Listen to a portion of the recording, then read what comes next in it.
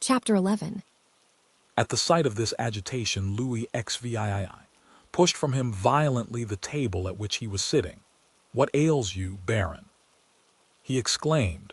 "You appear quite aghast. Has your uneasiness anything to do with what M. de Blocas has told me, and M. de Villefort has just confirmed?" M. de Blocas moved suddenly towards the Baron, but the fright of the courtier pleaded for the forbearance of the statesman.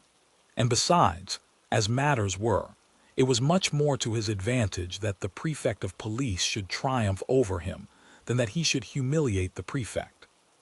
"Sire," stammered the Baron. "Well, what is it?" asked Louis XVII. The minister of police, giving way to an impulse of despair, was about to throw himself at the feet of Louis XVII, who retreated a step and frowned. "Will you speak?" he said. "Oh, sire, what a dreadful misfortune! I am indeed to be pitied. I can never forgive myself." "Monsieur," said Louis XVII, "I command you to speak." "Well, sire, the usurper left Elba on the 26th February and landed on the 1st of March. "And where?" "In Italy?" asked the king eagerly. "In France, sire, at a small port near Antibes in the Gulf of Juan."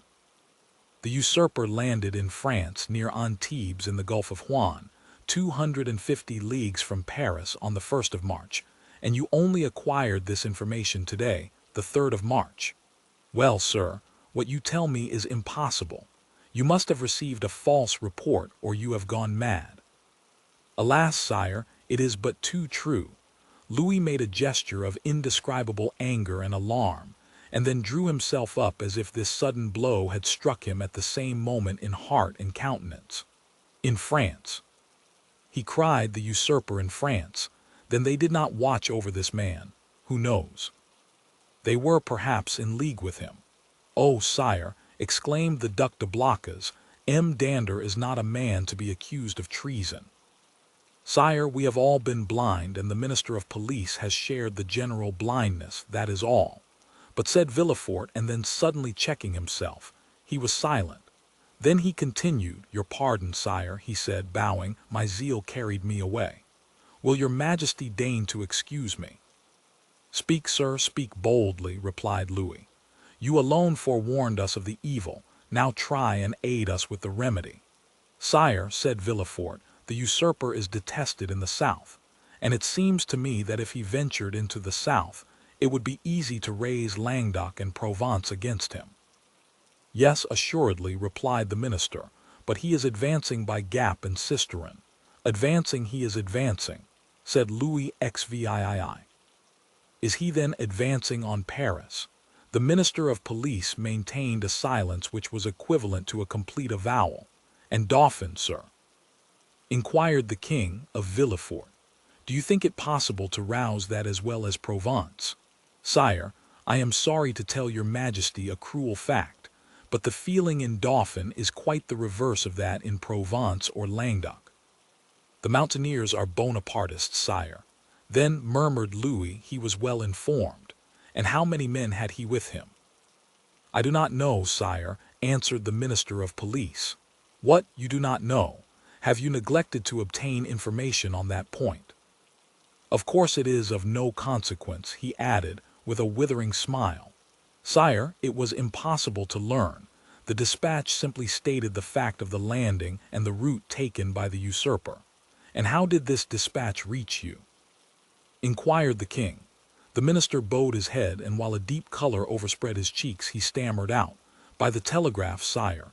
Louis XVII advanced a step and folded his arms over his chest as Napoleon would have done. "So then," he exclaimed, turning pale with anger, 7 conjoined and allied armies overthrew that man. A miracle of heaven replaced me on the throne of my fathers after 25 years of exile. I have, during those 25 years, spared no pains to understand the people of France and the interests which were confided to me. And now, when I see the fruition of my wishes almost within reach, the power I hold in my hands bursts and shatters me to atoms." "Sire, it is fatality," murmured the minister, feeling that the pressure of circumstances, however light a thing to destiny, was too much for any human strength to endure. What our enemies say of us is then true. We have learnt nothing, forgot nothing. If I were betrayed as he was, I would console myself. But to be in the midst of persons elevated by myself to places of honor, who ought to watch over me more carefully than over themselves. For my fortune is theirs before me, they were nothing after me, they will be nothing, and perish miserably from incapacity and ineptitude. Oh yes, sir, you are right, it is fatality. The minister quailed before this outburst of sarcasm. M. De Blocas wiped the moisture from his brow. Villefort smiled within himself, for he felt his increased importance. To fall, continued King Louis, who at the first glance had sounded the abyss on which the monarchy hung suspended, to fall, and learn of that fall by telegraph. Oh, I would rather mount the scaffold of my brother Louis XVI than thus descend the staircase at the Tuileries driven away by ridicule. Ridicule, sir, why?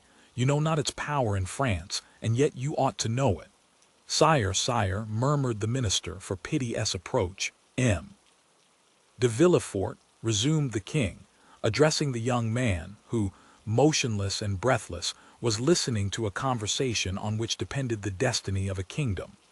Approach, and tell monsieur that it is possible to know beforehand all that he has not known. Sire, it was really impossible to learn secrets which that man concealed from all the world. Really impossible. Yes, that is a great word, sir. Unfortunately, there are great words as there are great men. I have measured them.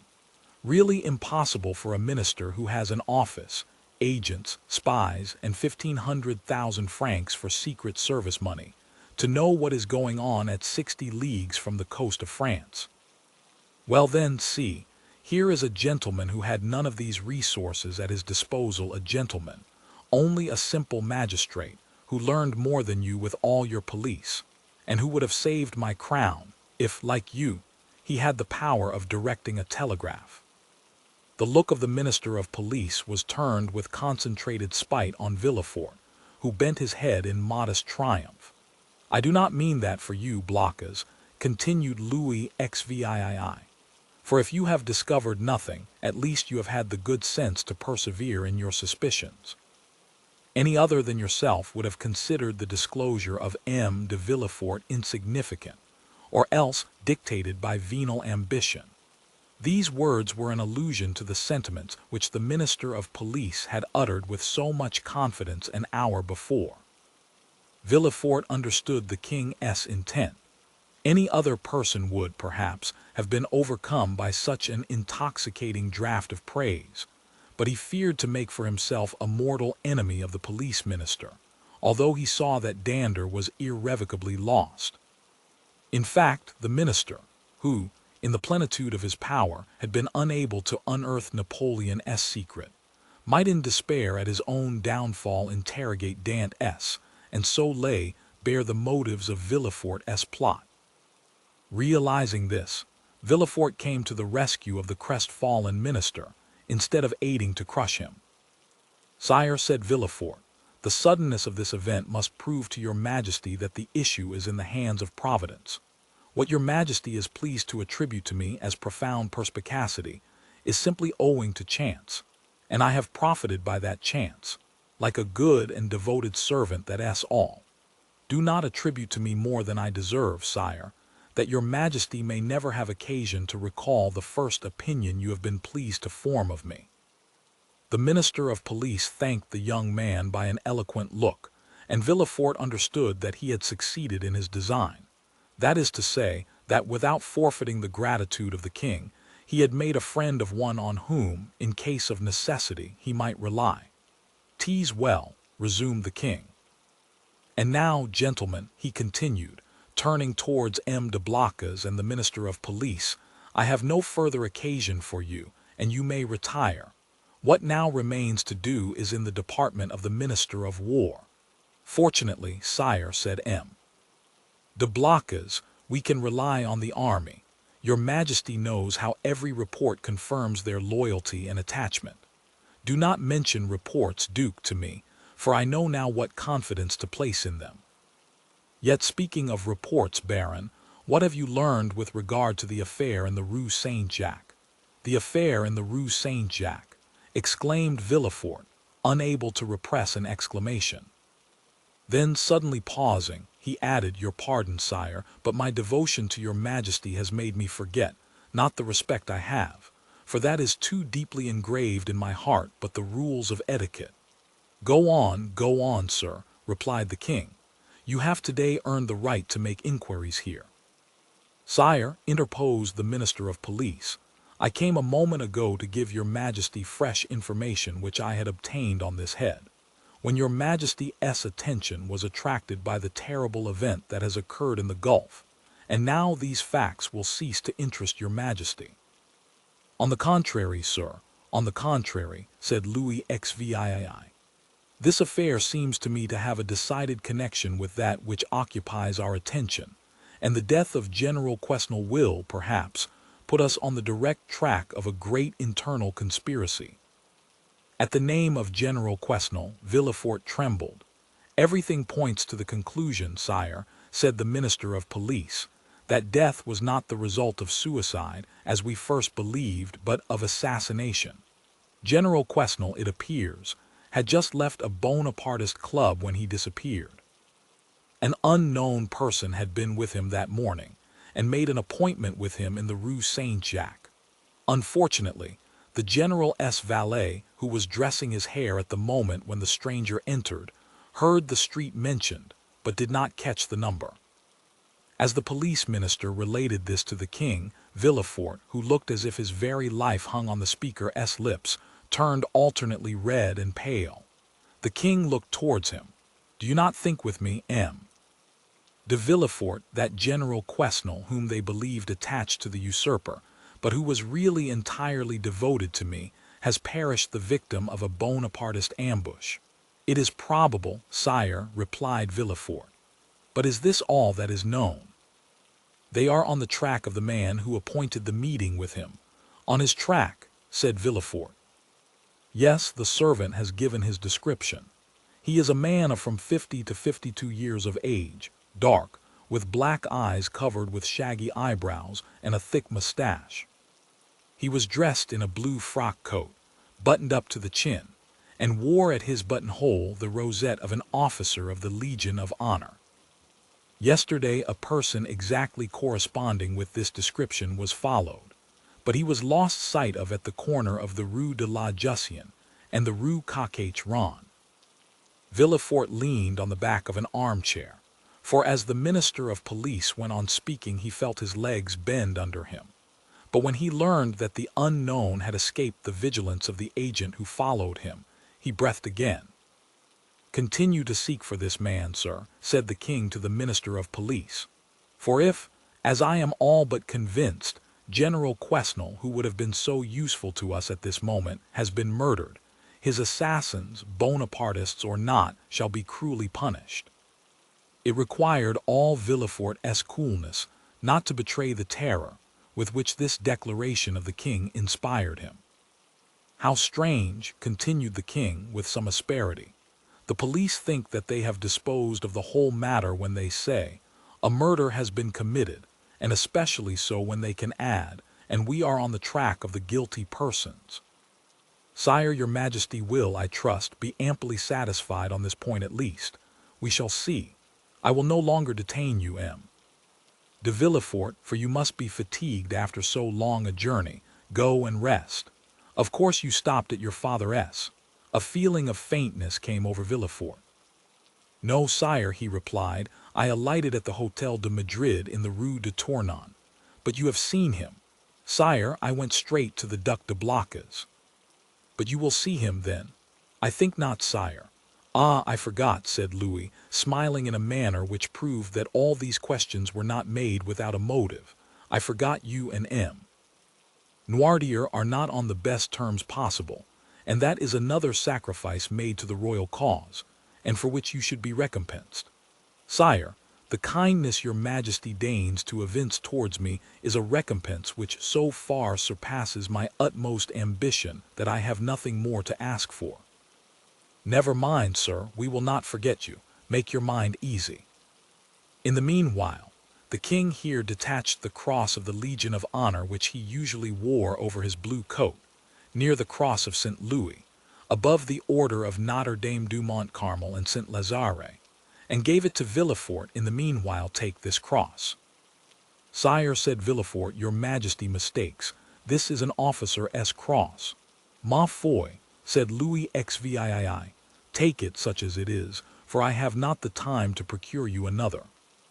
Blockas, let it be your care to see that the brevet is made out and sent to M. de Villefort. Villefort's eyes were filled with tears of joy and pride. He took the cross and kissed it. And now, he said, may I inquire what are the orders with which your majesty deigns to honor me? Take what rest you require, and remember that if you are not able to serve me here in Paris, you may be of the greatest service to me at Marseille.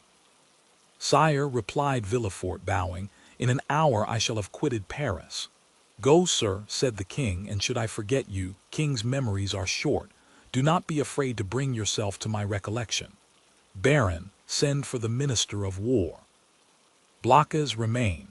Ah, sir, said the minister of police to Villefort as they left the Tuileries, you entered by luck's door, your fortune is made. Will it be long first? Muttered Villefort, saluting the minister, whose career was ended, and looking about him for a hackney coach. One passed at the moment which he hailed. He gave his address to the driver, and springing in, threw himself on the seat and gave loose to dreams of ambition. 10 minutes afterwards Villefort reached his hotel, ordered horses to be ready in 2 hours, and asked to have his breakfast brought to him. He was about to begin his repast when the sound of the bell rang sharp and loud. The valet opened the door, and Villefort heard someone speak his name. Who could know that I was here already? Said the young man. The valet entered. Well, said Villefort, what is it? Who rang? Who asked for me? A stranger who will not send in his name. A stranger who will not send in his name. What can he want with me? He wishes to speak to you. To me? Yes. Did he mention my name? Yes. What sort of person is he? Why, sir, a man of about 50, short or tall, about your own height, sir. Dark or fair? Dark, very dark, with black eyes, black hair, black eyebrows. And how dressed? Asked Villefort quickly, in a blue frock coat buttoned up close, decorated with the Legion of Honor. It is he, said Villefort, turning pale. Pardieu, said the individual whose description we have twice given, entering the door. What a great deal of ceremony! Is it the custom in Marseille for sons to keep their fathers waiting in their anterooms? Father, cried Villefort, then I was not deceived. I felt sure it must be you. Well then, if you felt so sure, replied the newcomer, putting his cane in a corner and his hat on a chair, allow me to say, my dear Girard, that it was not very filial of you to keep me waiting at the door. Leave us, Germain, said Villefort. The servant quitted the apartment with evident signs of astonishment. Chapter 12. M. Noirtier, for it was, indeed, he who entered, looked after the servant until the door was closed, and then, fearing, no doubt, that he might be overheard in the antechamber, he opened the door again. Nor was the precaution useless, as appeared from the rapid retreat of Germain, who proved that he was not exempt from the sin which ruined our first parents. M. Noirtier then took the trouble to close and bolt the antechamber door, then that of the bedchamber, and then extended his hand to Villefort, who had followed all his motions with surprise which he could not conceal. Well now, my dear Girard, said he to the young man, with a very significant look, do you know, you seem as if you were not very glad to see me.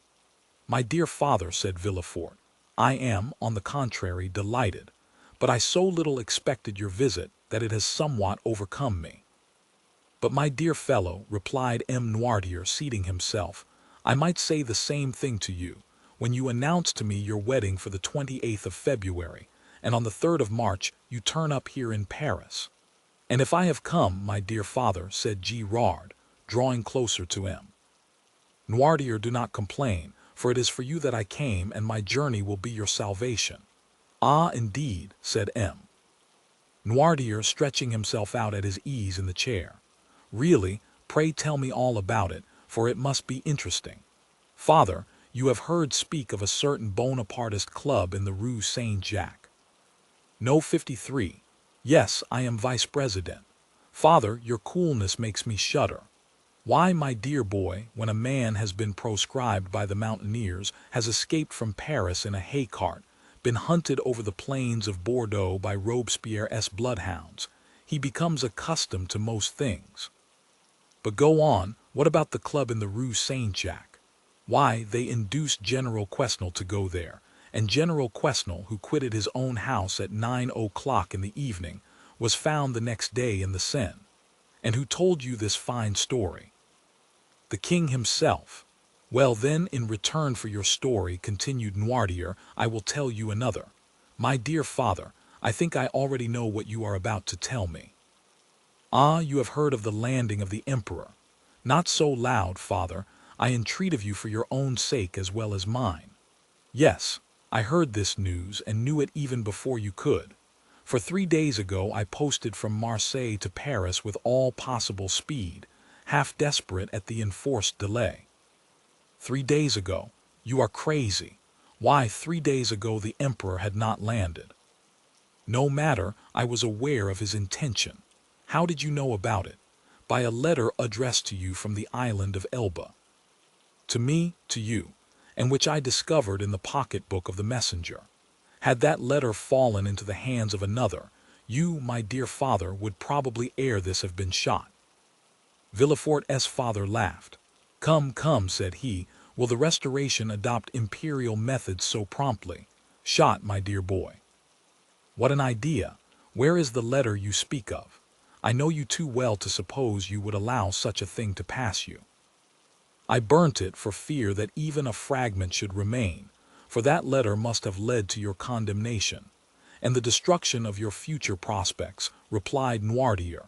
Yes, I can easily comprehend that, but I have nothing to fear while I have you to protect me. I do better than that, sir, I save you. You do. Why, really, the thing becomes more and more dramatic. Explain yourself. I must refer again to the club in the Rue Saint-Jacques. It appears that this club is rather a bore to the police. Why didn't they search more vigilantly? They would have found they have not found, but they are on the track. Yes, that's the usual phrase, I am quite familiar with it. When the police is at fault, it declares that it is on the track, and the government patiently awaits the day when it comes to say, with a sneaking air, that the track is lost. Yes, but they have found a corpse. The general has been killed, and in all countries they call that a murder. A murder, do you call it? Why, there is nothing to prove that the general was murdered. People are found every day in the Seine, having thrown themselves in, or having been drowned from not knowing how to swim. Father, you know very well that the general was not a man to drown himself in despair, and people do not bathe in the Seine in the month of January. No, no, do not be deceived. This was murder in every sense of the word. And who thus designated it? The king himself. The king. I thought he was philosopher enough to allow that there was no murder in politics. In politics, my dear fellow, you know as well as I do, there are no men but ideas, no feelings but interests. In politics we do not kill a man, we only remove an obstacle, that is all. Would you like to know how matters have progressed? Well, I will tell you. It was thought reliance might be placed in General Quesnel. He was recommended to us from the island of Elba. One of us went to him and invited him to the Rue Saint-Jacques, where he would find some friends. He came there, and the plan was unfolded to him for leaving Elba, the projected landing, etc. When he had heard and comprehended all to the fullest extent, he replied that he was a royalist. Then all looked at each other. He was made to take an oath and did so, but with such an ill grace that it was really tempting Providence to swear thus.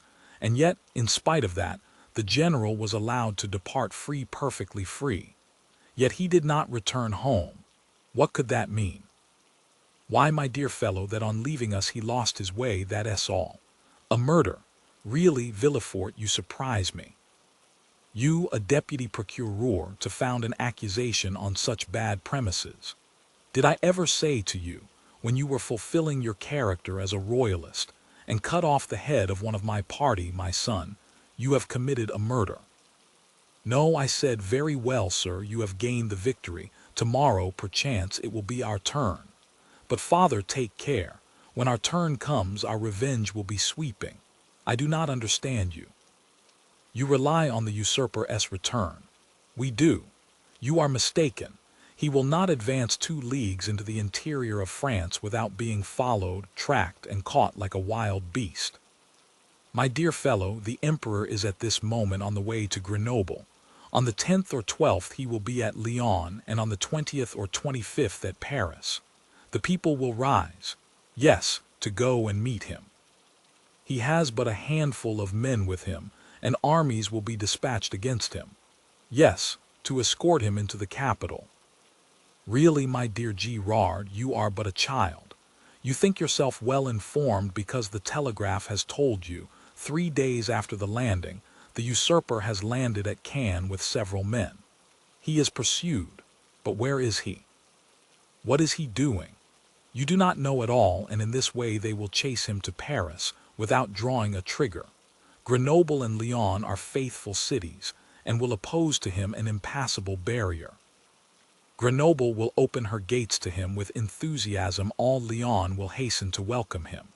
Believe me, we are as well informed as you, and our police are as good as your own. Would you like a proof of it? Well, you wish to conceal your journey from me, and yet I knew of your arrival half an hour after you had passed the barrier. You gave your direction to no one but your postilion, yet I have your address, and in proof I am here the very instant you are going to sit at table. Ring then, if you please, for a second knife, fork, and plate, and we will dine together. Indeed, replied Villefort, looking at his father with astonishment, you really do seem very well informed. Eh? The thing is simple enough. You who are in power have only the means that money produces. We who are in expectation have those which devotion prompts. Devotion, said Villefort with a sneer. Yes, devotion, for that is, I believe, the phrase for hopeful ambition. And Villefort's father extended his hand to the bell rope to summon the servant whom his son had not called. Villefort caught his arm. Wait, my dear father, said the young man, 1 word more. Say on. However stupid the royalist police may be, they do know one terrible thing. What is that? The description of the man who, on the morning of the day when General Quesnel disappeared, presented himself at his house. Oh, the admirable police have found that out, have they? And what may be that description? Dark complexion, hair, eyebrows, and whiskers black, blue frock coat buttoned up to the chin, rosette of an officer of the Legion of Honor in his buttonhole, a hat with wide brim and a cane. Aha, that's it, is it? Said Noirtier. And why then have they not laid hands on him? Because yesterday, or the day before, they lost sight of him at the corner of the Rue Coq-Ron. Didn't I say that your police were good for nothing? Yes, but they may catch him yet. True, said Noirtier, looking carelessly around him, true, if this person were not on his guard, as he is. And he added with a smile, he will consequently make a few changes in his personal appearance. At these words he rose and put off his frock coat and cravat, went towards a table on which lay his son's toilet articles, lathered his face, took a razor, and, with a firm hand, cut off the compromising whiskers. Villefort watched him with alarm not devoid of admiration. His whiskers cut off, Noirtier gave another turn to his hair, took, instead of his black cravat, a colored neckerchief which lay at the top of an open portmanteau, put on, in lieu of his blue and high-buttoned frock coat, a coat of Villefort's of dark brown, and cut away in front. Tried on before the glass a narrow-brimmed hat of his son's, which appeared to fit him perfectly, and leaving his cane in the corner where he had deposited it, he took up a small bamboo switch, cut the air with it once or twice, and walked about with that easy swagger which was one of his principal characteristics. Well, he said, turning towards his wondering son when this disguise was completed. "Well, do you think your police will recognize me now?" "No, father," stammered Villefort. "At least I hope not." "And now, my dear boy," continued Noirtier, "I rely on your prudence to remove all the things which I leave in your care." "Oh, rely on me," said Villefort. "Yes, yes. And now I believe you are right, and that you have really saved my life. Be assured I will return the favor hereafter." Villefort shook his head. "You are not convinced yet. I hope at least that you may be mistaken." "Shall you see the king again? Perhaps. Would you pass in his eyes for a prophet?" "Prophets of evil are not in favor at the court, father."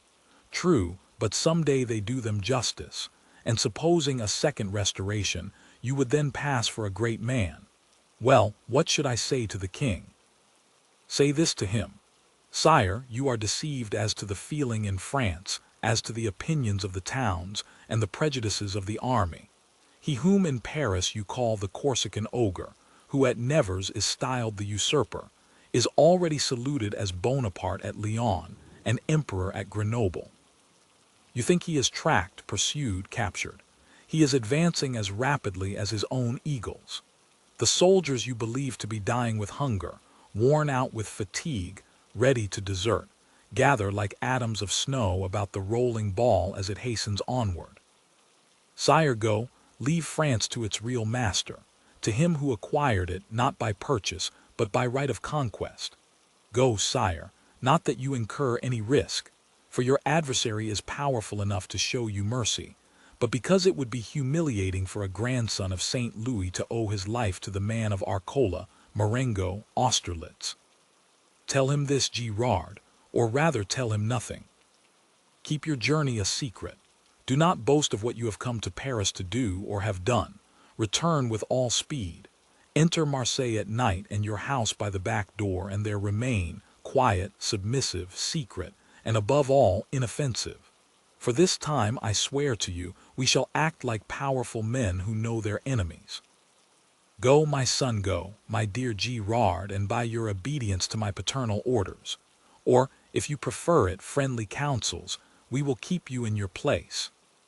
This will be, added Noirtier with a smile, one means by which you may a second time save me, if the political balance should some day take another turn and cast you aloft while hurling me down. Adieu, my dear Girard, and at your next journey alight at my door." Noirtier left the room when he had finished, with the same calmness that had characterized him during the whole of this remarkable and trying conversation. Villefort, pale and agitated, ran to the window, put aside the curtain, and saw him pass, cool and collected, by 2 or 3 ill-looking men at the corner of the street, who were there, perhaps, to arrest a man with black whiskers and a blue frock coat, and hat with broad brim. Villefort stood watching, breathless, until his father had disappeared at the Rue Bussy. Then he turned to the various articles he had left behind him, put the black cravat and blue frock coat at the bottom of the portmanteau, threw the hat into a dark closet, broke the cane into small bits and flung it in the fire, put on his traveling cap, and calling his valet, checked with a look the 1,000 questions he was ready to ask, paid his bill, sprang into his carriage, which was ready, learned at Lyons that Bonaparte had entered Grenoble, and in the midst of the tumult which prevailed along the road, at length reached Marseille, a prey to all the hopes and fears which enter into the heart of man with ambition and its first successes. Chapter 13. M. Noirtier was a true prophet, and things progressed rapidly, as he had predicted. Everyone knows the history of the famous return from Elba, a return which was unprecedented in the past, and will probably remain without a counterpart in the future.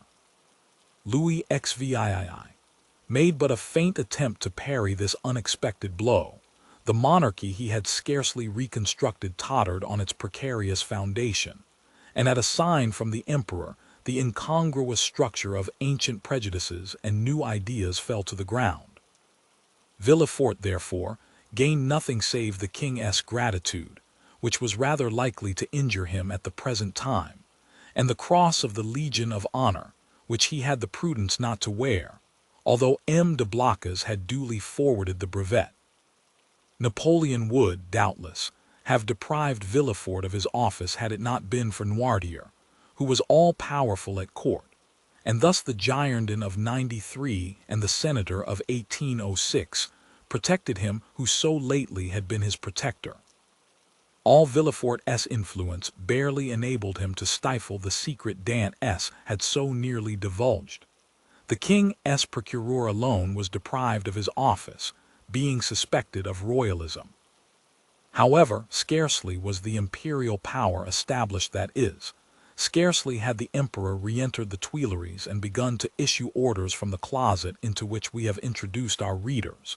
He found on the table their Louis XVII's half-filled snuff-box.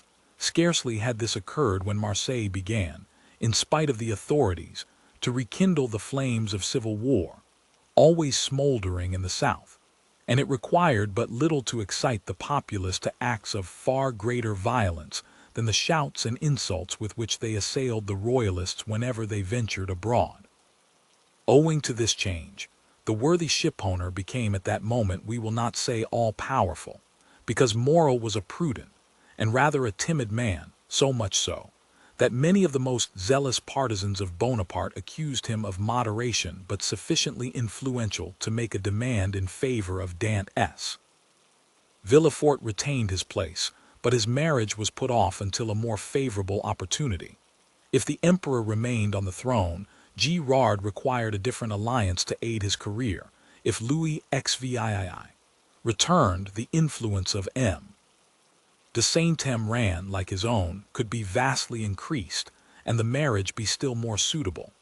The deputy procureur was, therefore, the first magistrate of Marseille, when one morning his door opened, and M. Morel was announced.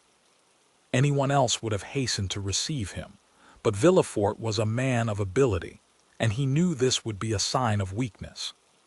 He made Morel wait in the antechamber, although he had no one with him, for the simple reason that the king's procureur always makes everyone wait, and after passing a quarter of an hour in reading the papers, he ordered M. Morel to be admitted. Morel expected Villefort would be dejected.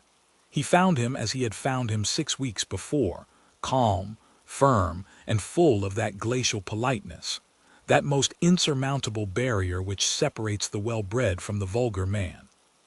He had entered Villefort's office expecting that the magistrate would tremble at the sight of him. On the contrary, he felt a cold shudder all over him when he saw Villefort sitting there with his elbow on his desk and his head leaning on his hand. He stopped at the door. Villefort gazed at him as if he had some difficulty in recognizing him. Then, after a brief interval, during which the honest shipowner turned his hat in his hands, "M. Morel, I believe," said Villefort. "Yes, sir." "Come nearer," said the magistrate with a patronizing wave of the hand, "and tell me to what circumstance I owe the honor of this visit." "Do you not guess, monsieur?" asked Morel. "Not in the least, but if I can serve you in any way I shall be delighted. Everything depends on you." "Explain yourself, pray." "Monsieur," said Morel, recovering his assurance as he proceeded, "do you recollect that a few days before the landing of His Majesty the Emperor, I came to intercede for a young man, the mate of my ship, who was accused of being concerned in correspondence with the island of Elba? What was the other day a crime is today a title to favor. You then served Louis XVIII, and you did not show any favor, it was your duty. Today you serve Napoleon, and you ought to protect him, it is equally your duty. I come, therefore, to ask what has become of him." Villefort by a strong effort sought to control himself. "What is his name?" said he. "Tell me his name." Edmond Dantès. Villefort would probably have rather stood opposite the muzzle of a pistol at 25 paces than have heard this name spoken, but he did not blanch. "Dantès," repeated he. "Edmond Dantès, yes, monsieur." Villefort opened a large register, then went to a table, from the table turned to his registers, and then, turning to Morel, "Are you quite sure you are not mistaken, monsieur?" said he in the most natural tone in the world. Had Morel been a more quick-sighted man, or better versed in these matters, he would have been surprised at the king's procureur answering him on such a subject, instead of referring him to the governors of the prison or the prefect of the department. But Morel, disappointed in his expectations of exciting fear, was conscious only of the other's condescension. Villefort had calculated rightly. "No," said Morel, "I am not mistaken. I have known him for 10 years, the last 4 of which he was in my service. Do not you recollect, I came about 6 weeks ago to plead for clemency, as I come today to plead for justice. You received me very coldly." Oh, the royalists were very severe with the Bonapartists in those days. "Monsieur," returned Villefort, "I was then a royalist, because I believed the Bourbons not only the heirs to the throne, but the chosen of the nation. The miraculous return of Napoleon has conquered me. The legitimate monarch is he who is loved by his people." "That's right," cried Morel. "I like to hear you speak thus, and I augur well for Edmond from it." "Wait a moment," said Villefort, turning over the leaves of a register. "I have it a sailor who was about to marry a young Catalan girl. I recollect now. It was a very serious charge." "How so?" "You know that when he left here he was taken to the Palais de Justice. Well, I made my report to the authorities at Paris, and a week after he was carried off." "Carried off," said Morel. "What can they have done with him?" "Oh, he has been taken to Fenestrelles, to Pignerol, or to the St. Marguerite Islands. Some fine morning he will return to take command of your vessel. Come when he will, it shall be kept for him. But how is it he is not already returned? It seems to me the first care of government should be to set at liberty those who have suffered for their adherence to it." "Do not be too hasty, Morel," replied Villefort. "The order of imprisonment came from high authority, and the order for his liberation must proceed from the same source. And, as Napoleon has scarcely been reinstated a fortnight, the letters have not yet been forwarded." "But," said Morel, "is there no way of expediting all these formalities of releasing him from arrest? There has been no arrest." "How?" "It is sometimes essential to government to cause a man's disappearance without leaving any traces, so that no written forms or documents may defeat their wishes. It might be so under the Bourbons, but at present it has always been so, my dear Morel, since the reign of Louis XIV. The emperor is more strict in prison discipline than even Louis himself, and the number of prisoners whose names are not on the register is incalculable. Had Morel even any suspicions, so much kindness would have dispelled them. Well, M. de Villefort, how would you advise me to act?" Asked he, "Petition the minister." "Oh, I know what that is. The minister receives 200 petitions every day and does not read 3. "That is true, but he will read a petition countersigned and presented by me. And will you undertake to deliver it?" "With the greatest pleasure." Dantès was then guilty, and now he is innocent, and it is as much my duty to free him as it was to condemn him. Villefort thus forestalled any danger of an inquiry, which, however improbable it might be, if it did take place would leave him defenseless. "But how shall I address the minister?" "Sit down there," said Villefort, giving up his place to Morel, "and write what I dictate. Will you be so good?" "Certainly." "But lose no time. We have lost too much already." "That is true. Only think what the poor fellow may even now be suffering." Villefort shuddered at the suggestion, but he had gone too far to draw back. Dantès must be crushed to gratify Villefort's ambition. Villefort dictated a petition, in which, from an excellent intention, no doubt, Dantès' patriotic services were exaggerated, and he was made out one of the most active agents of Napoleon's return. It was evident that at the sight of this document the minister would instantly release him. The petition finished, Villefort read it aloud. "That will do," said he. "Leave the rest to me. Will the petition go soon?" "Today, countersigned by you.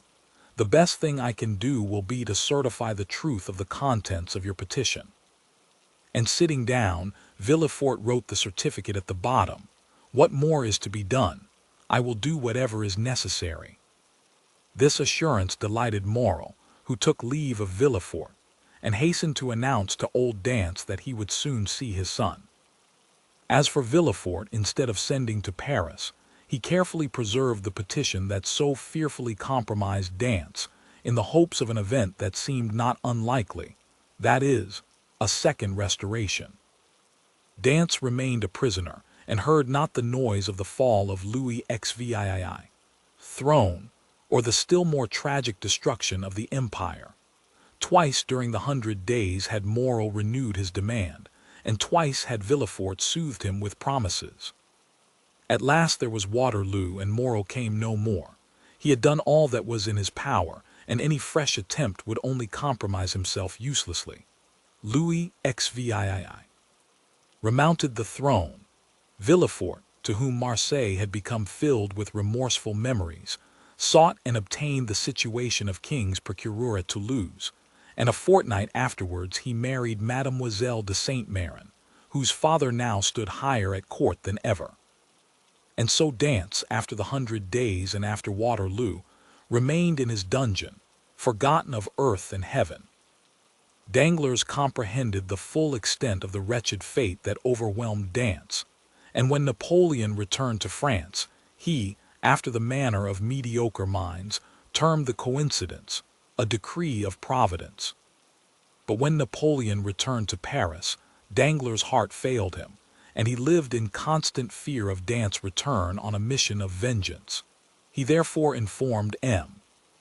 Morel of his wish to quit the sea, and obtained a recommendation from him to a Spanish merchant, into whose service he entered at the end of March, that is, 10 or 12 days after Napoleon's return. He then left for Madrid and was no more heard of. Fernand understood nothing except that Dantès was absent. What had become of him he cared not to inquire. Only, during the respite the absence of his rival afforded him, he reflected, partly on the means of deceiving Mercédès as to the cause of his absence, partly on plans of emigration and abduction, as from time to time he sat sad and motionless on the summit of Cape Pharo, at the spot from whence Marseille and the Catalans are visible, watching for the apparition of a young and handsome man, who was for him also the messenger of vengeance. Fernand's mind was made up. He would shoot Dantès and then kill himself. But Fernand was mistaken. A man of his disposition never kills himself, for he constantly hopes. During this time, the empire made its last conscription, and every man in France capable of bearing arms rushed to obey the summons of the emperor. Fernand departed with the rest, bearing with him the terrible thought that, while he was away, his rival would perhaps return and marry Mercédès. Had Fernand really meant to kill himself, he would have done so when he parted from Mercédès. His devotion, and the compassion he showed for her misfortunes, produced the effect they always produce on noble minds. Mercédès had always had a sincere regard for Fernand, and this was now strengthened by gratitude. "My brother," said she, as she placed his knapsack on his shoulders, "be careful of yourself, for if you are killed, I shall be alone in the world." These words carried a ray of hope into Fernand's heart. Should Dantès not return, Mercédès might one day be his. Mercédès was left alone face to face with the vast plain that had never seemed so barren, and the sea that had never seemed so vast. Bathed in tears, she wandered about the Catalan village. Sometimes she stood mute and motionless as a statue, looking towards Marseille, at other times gazing on the sea, and debating as to whether it were not better to cast herself into the abyss of the ocean, and thus end her woes. It was not want of courage that prevented her putting this resolution into execution, but her religious feelings came to her aid and saved her. Cadraus was, like Fernand, enrolled in the army, but being married and 8 years older, he was merely sent to the frontier. Old Dantès, who was only sustained by hope, lost all hope at Napoleon's downfall. 5 months after he had been separated from his son, and almost at the hour of his arrest, he breathed his last in Mercédès' arms. M.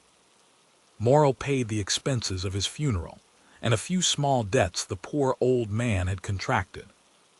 There was more than benevolence in this action. There was courage. The South was aflame, and to assist, even on his deathbed, the father of so dangerous a Bonapartist as Dantès was stigmatized as a crime. Chapter 14. A year after Louis XVII's restoration, a visit was made by the Inspector General of Prisons.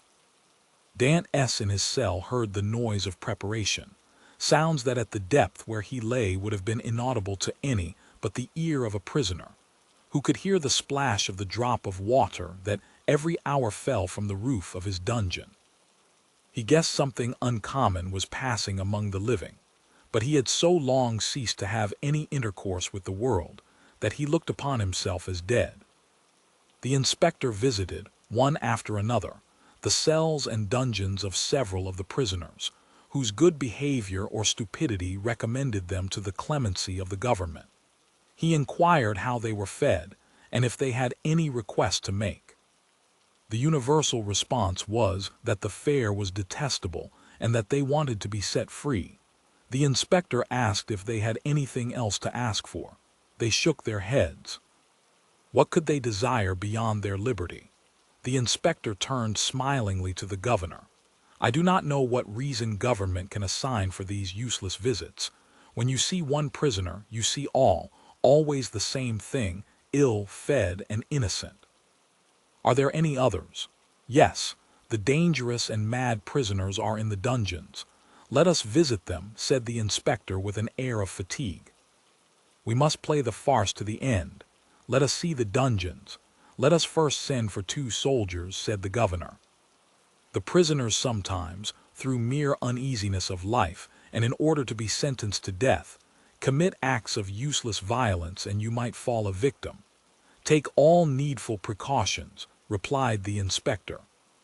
2 soldiers were accordingly sent for, and the inspector descended a stairway, so foul, so humid, so dark, as to be loathsome to sight, smell, and respiration. Oh, cried the inspector, who can live here? A most dangerous conspirator, a man we are ordered to keep the most strict watch over, as he is daring and resolute. He is alone, certainly. How long has he been there? Nearly a year. Was he placed here when he first arrived? No, not until he attempted to kill the turnkey who took his food to him. To kill the turnkey. Yes, the very one who is lighting us. Is it not true, Anton? Asked the governor. True enough, he wanted to kill me. Returned the turnkey. He must be mad, said the inspector. He is worse than that, he is a devil. Returned the turnkey. Shall I complain of him? Demanded the inspector. Oh no, it is useless. Besides, he is almost mad now, and in another year he will be quite so. So much the better for him, he will suffer less, said the inspector. He was, as this remark shows, a man full of philanthropy and in every way fit for his office. You are right, sir, replied the governor, and this remark proves that you have deeply considered the subject. Now we have in a dungeon about 20 feet distant, and to which you descend by another stair, an old abbé, formerly leader of a party in Italy, who has been here since 1811, and in 1813 he went mad, and the change is astonishing. He used to weep, he now laughs. He grew thin, he now grows fat. You had better see him, for his madness is amusing. I will see them both, returned the inspector. I must conscientiously perform my duty. This was the inspector's first visit. He wished to display his authority. Let us visit this one first, added he. By all means, replied the governor, and he signed to the turnkey to open the door. At the sound of the key turning in the lock, and the creaking of the hinges, Dantès, who was crouched in a corner of the dungeon, whence he could see the ray of light that came through a narrow iron grating above, raised his head. Seeing a stranger, escorted by 2 turnkeys holding torches and accompanied by 2 soldiers, and to whom the governor spoke bareheaded, Dantès, who guessed the truth, and that the moment to address himself to the superior authorities was come, sprang forward with clasped hands. The soldiers interposed their bayonets, for they thought that he was about to attack the inspector, and the latter recoiled 2 or 3 steps. Dantès saw that he was looked upon as dangerous. Then, infusing all the humility he possessed into his eyes and voice, he addressed the inspector and sought to inspire him with pity. The inspector listened attentively. Then, turning to the governor, observed, "He will become religious. He is already more gentle. He is afraid, and retreated before the bayonets. Madmen are not afraid of anything. I made some curious observations on this at Charenton." Then turning to the prisoner, "What is it you want?" said he. "I want to know what crime I have committed to be tried, and if I am guilty to be shot, if innocent to be set at liberty." "Are you well fed?" said the inspector. "I believe so. I don't know. It is of no consequence. What matters really, not only to me, but to officers of justice and the king, is that an innocent man should languish in prison, the victim of an infamous denunciation, to die here cursing his executioners." "You are very humble today," remarked the governor. "You are not so always. The other day, for instance, when you tried to kill the turnkey." "It is true, sir, and I beg his pardon, for he has always been very good to me, but I was mad. And you are not so any longer." "No, captivity has subdued me. I have been here so long." "So long? When were you arrested then?" asked the inspector. "The 28th of February, 1815, at 2:30 in the afternoon. Today is the 30th of July, 1816. Why, it is but 17 months. "Only 17 months," replied Dantès. "Oh, you do not know what is 17 months in prison.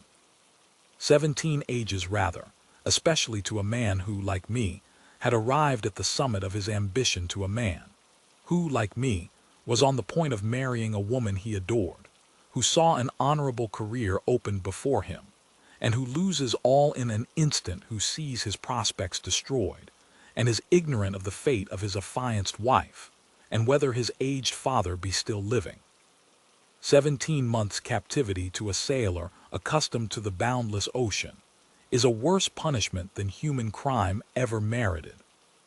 Have pity on me then, and ask for me, not intelligence, but a trial, not pardon, but a verdict. A trial, sir. I ask only for a trial.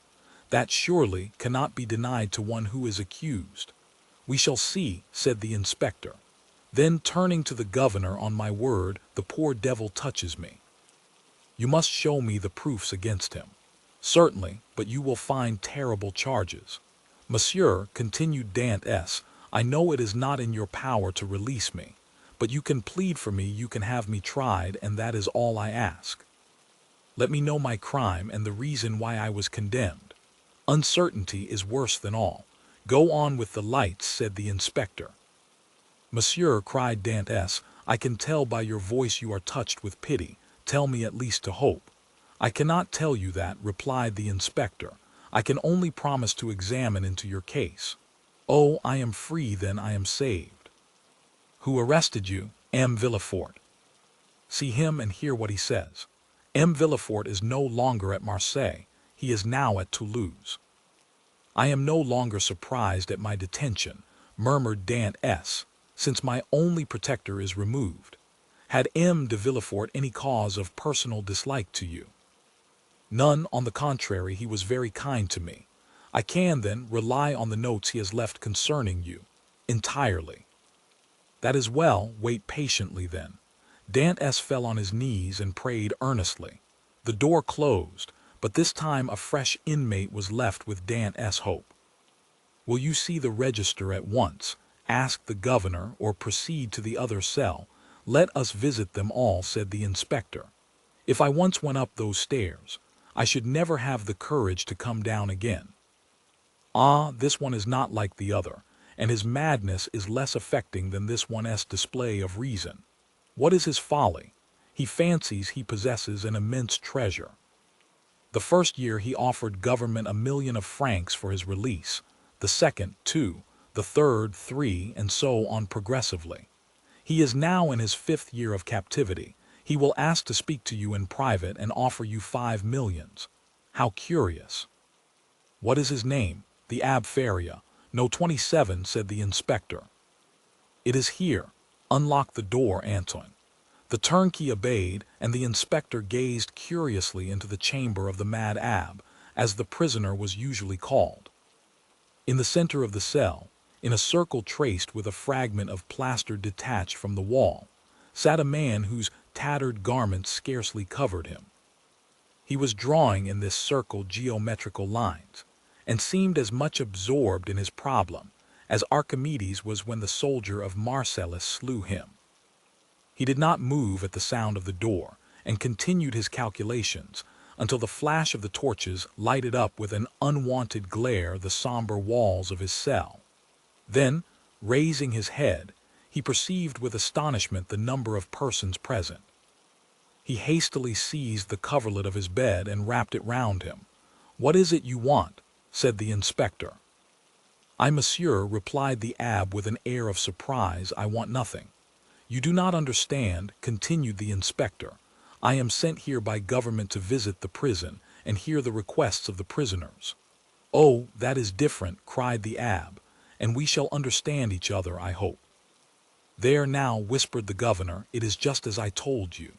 "Monsieur," continued the prisoner, "I am the Abb Faria, born at Rome. I was for 20 years Cardinal Spada's secretary. I was arrested, why, I know not, toward the beginning of the year 1811. Since then I have demanded my liberty from the Italian and French government." "Why from the French government?" "Because I was arrested at Piombino, and I presume that, like Milan and Florence, Piombino has become the capital of some French department." "Ah," said the inspector, "you have not the latest news from Italy." "My information dates from the day on which I was arrested," returned the Abb Faria, "and as the emperor had created the kingdom of Rome for his infant son, I presume that he has realized the dream of Machiavelli and Caesar Borgia, which was to make Italy a united kingdom." "Monsieur," returned the inspector, "Providence has changed this gigantic plan you advocate so warmly. It is the only means of rendering Italy strong, happy, and independent." "Very possibly. Only I am not come to discuss politics, but to inquire if you have anything to ask or to complain of." "The food is the same as in other prisons, that is, very bad. The lodging is very unhealthful, but on the whole passable for a dungeon. But it is not that which I wish to speak of, but a secret I have to reveal of the greatest importance." "We are coming to the point," whispered the governor.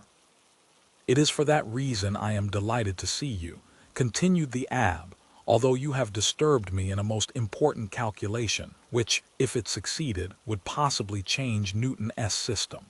Could you allow me a few words in private?" "What did I tell you?" said the governor. "You knew him," returned the inspector with a smile. "What you ask is impossible, monsieur," continued he, addressing Faria. "But," said the abb, "I would speak to you of a large sum, amounting to 5 millions. "The very sum you named," whispered the inspector in his turn. "However," continued Faria, seeing that the inspector was about to depart, "it is not absolutely necessary for us to be alone. The governor can be present." "Unfortunately," said the governor, "I know beforehand what you are about to say. It concerns your treasures, does it not?" Faria fixed his eyes on him with an expression that would have convinced anyone else of his sanity. "Of course," said he. "Of what else should I speak?" "Mr. Inspector," continued the governor, "I can tell you the story as well as he, for it has been dinned in my ears for the last 4 or 5 years." "That proves," returned the abb, "that you are like those of Holy Writ, who having eyes see not, and having ears hear not." "My dear sir, the government is rich and does not want your treasures," replied the inspector. "Keep them until you are liberated." The abb's eyes glistened. He seized the inspector's hand. "But what if I am not liberated," cried he, "and am detained here until my death? This treasure will be lost. Had not government better profit by it? I will offer 6 millions, and I will content myself with the rest, if they will only give me my liberty." "On my word," said the inspector in a low tone, "had I not been told beforehand that this man was mad, I should believe what he says." "I am not mad," replied Faria, with that acuteness of hearing peculiar to prisoners. The treasure I speak of really exists, and I offer to sign an agreement with you in which I promise to lead you to the spot where you shall dig. And if I deceive you, bring me here again, I ask no more." The governor laughed. "Is the spot far from here?" 100 leagues. "It is not ill-planned," said the governor. "If all the prisoners took it into their heads to travel 100 leagues and their guardians consented to accompany them, they would have a capital chance of escaping." "The scheme is well known," said the inspector, "and the abbess' plan has not even the merit of originality." Then turning to Feria, "I inquired if you are well fed," said he. "Swear to me," replied Feria, "to free me if what I tell you prove true, and I will stay here while you go to the spot." "Are you well fed?" repeated the inspector. "Monsieur, you run no risk, for, as I told you, I will stay here, so there is no chance of my escaping."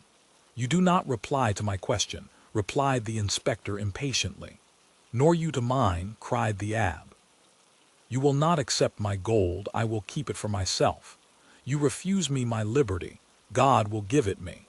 And the abbé, casting away his coverlet, resumed his place and continued his calculations. "What is he doing there?" said the inspector. "Counting his treasures," replied the governor. Feria replied to this sarcasm with a glance of profound contempt. They went out. The turnkey closed the door behind them. "He was wealthy once, perhaps," said the inspector, "or dreamed he was and awoke mad." "After all," said the inspector, "if he had been rich, he would not have been here." So the matter ended for the Abbé Feria. He remained in his cell, and this visit only increased the belief in his insanity. Caligula or Nero, those treasure-seekers, those desirers of the impossible, would have accorded to the poor wretch, in exchange for his wealth, the liberty he so earnestly prayed for. But the kings of modern times, restrained by the limits of mere probability, have neither courage nor desire. They fear the ear that hears their orders, and the eye that scrutinizes their actions. Formerly they believed themselves sprung from Jupiter and shielded by their birth, but nowadays they are not inviolable. It has always been against the policy of despotic governments to suffer the victims of their persecutions to reappear.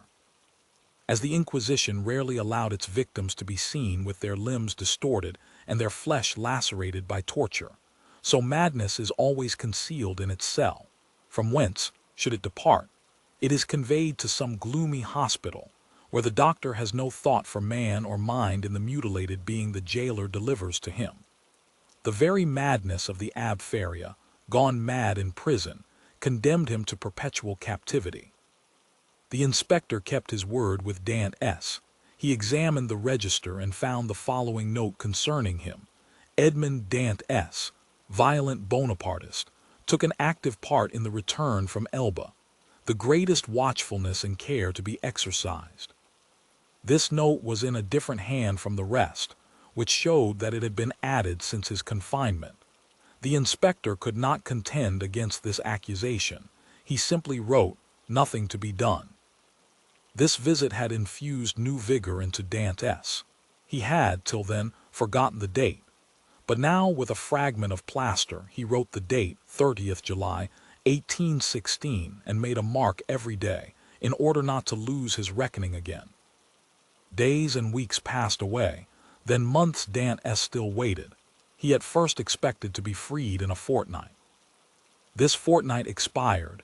He decided that the inspector would do nothing until his return to Paris, and that he would not reach there until his circuit was finished. He therefore fixed 3 months. 3 months passed away, then 6 more. Finally 10 months and a half had gone by and no favorable change had taken place, and Dantès began to fancy the inspector's visit but a dream, an illusion of the brain. At the expiration of a year, the governor was transferred. He had obtained charge of the fortress at Ham. He took with him several of his subordinates, and amongst them Dantès' jailer. A new governor arrived. It would have been too tedious to acquire the names of the prisoners. He learned their numbers instead. This horrible place contained 50 cells. Their inhabitants were designated by the numbers of their cell, and the unhappy young man was no longer called Edmond Dantès, he was now number 34. Chapter 15. Dantès passed through all the stages of torture natural to prisoners in suspense. He was sustained at first by that pride of conscious innocence which is the sequence to hope.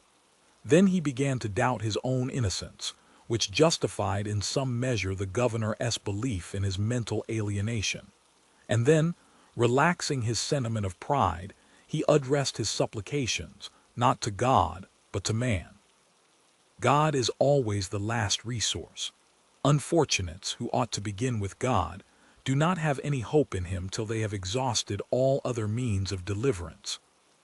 Dantès asked to be removed from his present dungeon into another, even if it were darker and deeper, for a change, however disadvantageous, was still a change, and would afford him some amusement.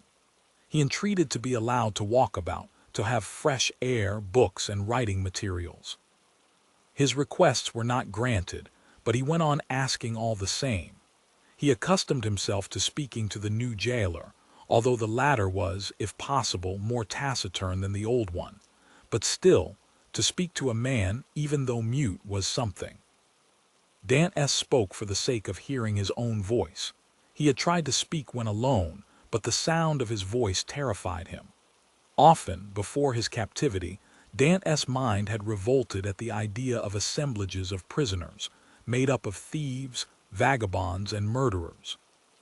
He now wished to be amongst them, in order to see some other face besides that of his jailer. He sighed for the galleys with the infamous costume, the chain, and the brand on the shoulder. The galley slaves breathed the fresh air of heaven and saw each other. They were very happy.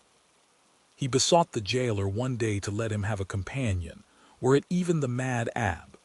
The jailer, though rough and hardened by the constant sight of so much suffering, was yet a man.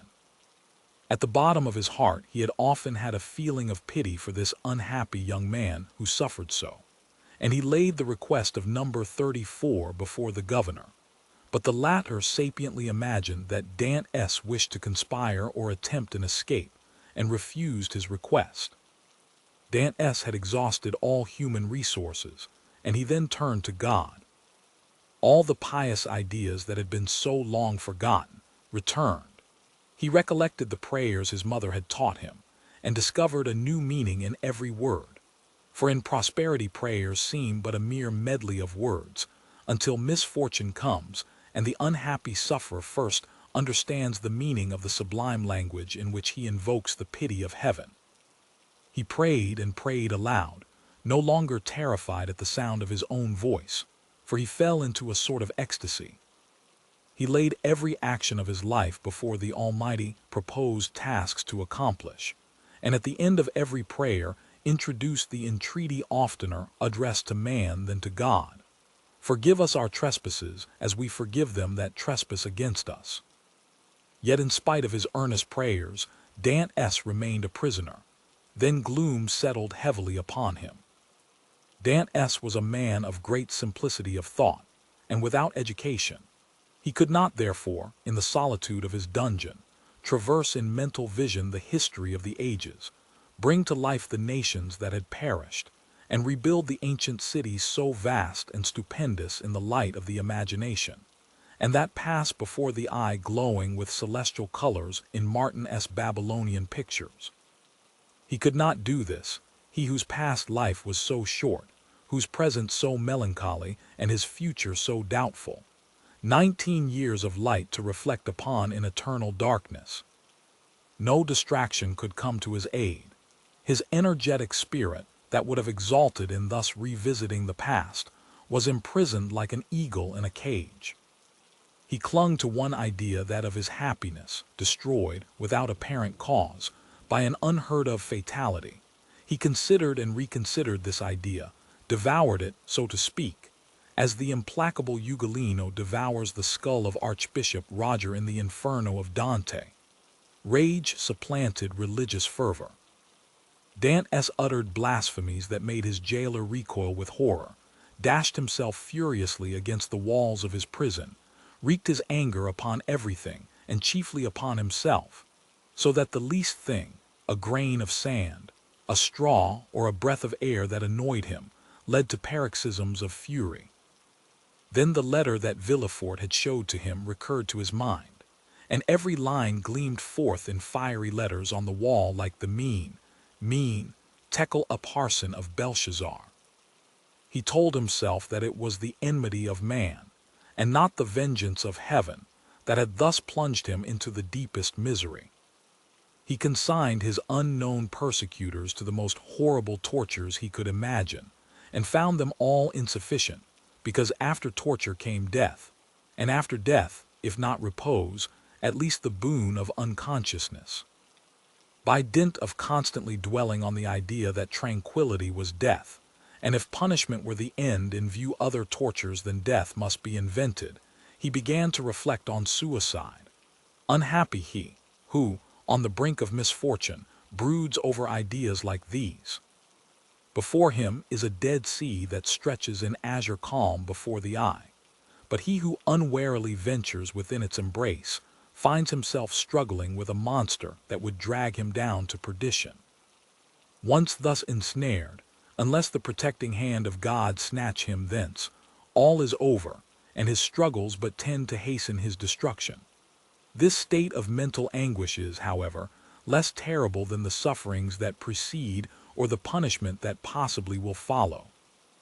There is a sort of consolation at the contemplation of the yawning abyss, at the bottom of which lie darkness and obscurity. Edmond found some solace in these ideas. All his sorrows, all his sufferings, with their train of gloomy specters, fled from his cell when the angel of death seemed about to enter. Dantès reviewed his past life with composure, and, looking forward with terror to his future existence, chose that middle line that seemed to afford him a refuge. Sometimes, said he, in my voyages when I was a man and commanded other men, I have seen the heavens overcast, the sea rage and foam, the storm arise, and like a monstrous bird, beating the two horizons with its wings. Then I felt that my vessel was a vain refuge, that trembled and shook before the tempest.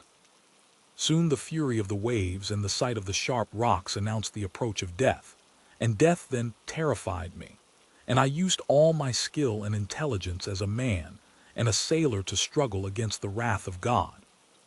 But I did so because I was happy, because I had not courted death, because to be cast upon a bed of rocks and seaweed seemed terrible, because I was unwilling that I, a creature made for the service of God, should serve for food to the gulls and ravens.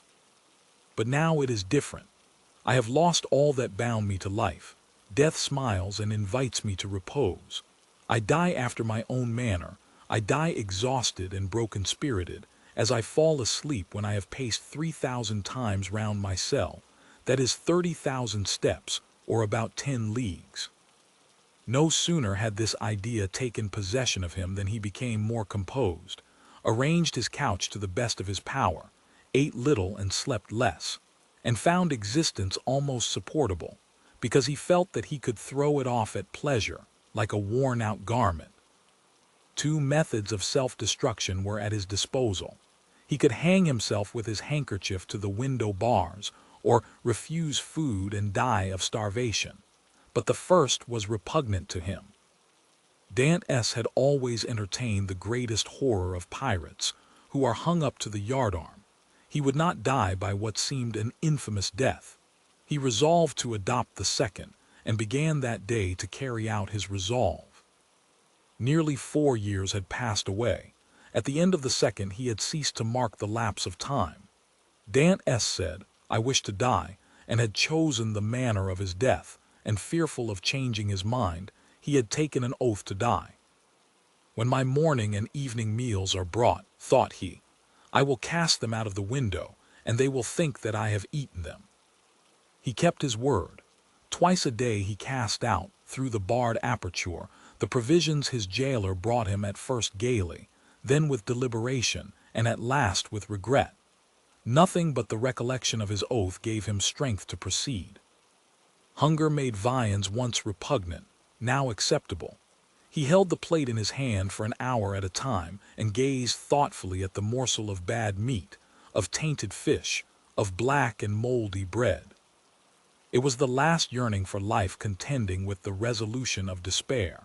Then his dungeon seemed less somber, his prospects less desperate.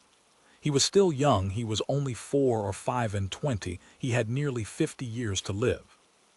What unforeseen events might not open his prison door and restore him to liberty? Then he raised to his lips the repast that, like a voluntary Tantalus, he refused himself. But he thought of his oath, and he would not break it. He persisted until, at last, he had not sufficient strength to rise and cast his supper out of the loophole. The next morning he could not see or hear. The jailer feared he was dangerously ill. Edmond hoped he was dying. Thus the day passed away. Edmond felt a sort of stupor creeping over him which brought with it a feeling almost of content. The gnawing pain at his stomach had ceased. His thirst had abated. When he closed his eyes, he saw myriads of lights dancing before them like the will-o'-the-wisps that play about the marshes. It was the twilight of that mysterious country called death. Suddenly, about 9 o'clock in the evening, Edmond heard a hollow sound in the wall against which he was lying. So many loathsome animals inhabited the prison that their noise did not, in general, awake him. But whether abstinence had quickened his faculties, or whether the noise was really louder than usual, Edmond raised his head and listened.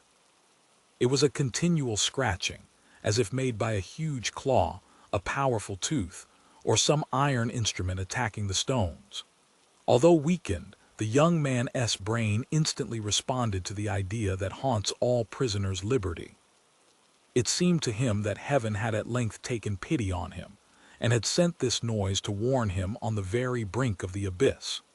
Perhaps one of those beloved ones he had so often thought of was thinking of him, and striving to diminish the distance that separated them. No, doubtless he was deceived, and it was but one of those dreams that forerun death. Edmond still heard the sound. It lasted nearly 3 hours.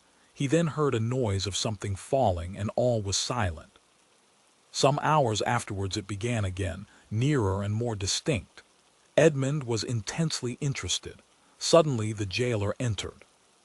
For a week since he had resolved to die, and during the 4 days that he had been carrying out his purpose, Edmond had not spoken to the attendant, had not answered him when he inquired what was the matter with him, and turned his face to the wall when he looked too curiously at him.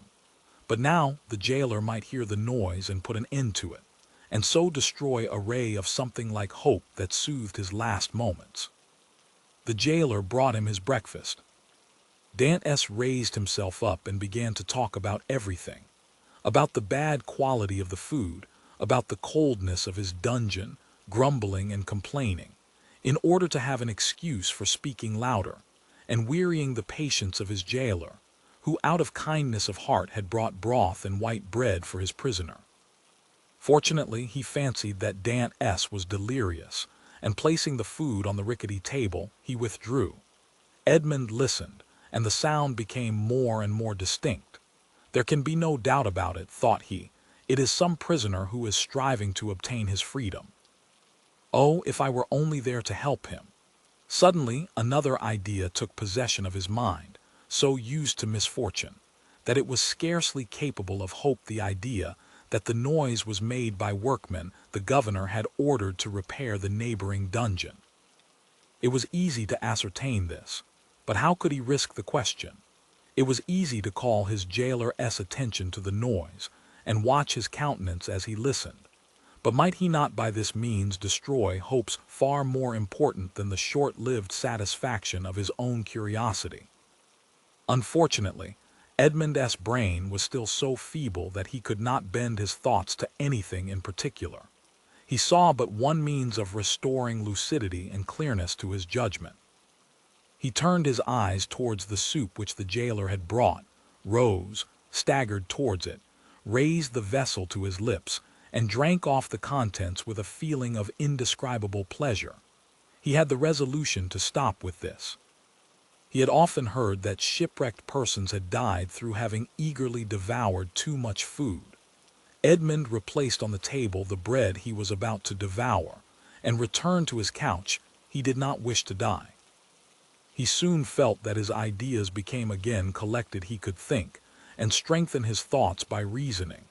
Then he said to himself, I must put this to the test, but without compromising anybody. If it is a workman, I need but knock against the wall and he will cease to work, in order to find out who is knocking and why he does so. But as his occupation is sanctioned by the governor, he will soon resume it. If, on the contrary, it is a prisoner, the noise I make will alarm him. He will cease, and not begin again until he thinks everyone is asleep. Edmond rose again, but this time his legs did not tremble and his sight was clear. He went to a corner of his dungeon, detached a stone, and with it knocked against the wall where the sound came. He struck thrice. At the first blow the sound ceased, as if by magic. Edmond listened intently. An hour passed, 2 hours passed, and no sound was heard from the wall. All was silent there. Full of hope, Edmond swallowed a few mouthfuls of bread and water, and thanks to the vigor of his constitution, found himself well nigh recovered. The day passed away in utter silence. Night came without recurrence of the noise. It is a prisoner, said Edmond joyfully. His brain was on fire and life and energy returned. The night passed in perfect silence. Edmond did not close his eyes. In the morning the jailer brought him fresh provisions. He had already devoured those of the previous day.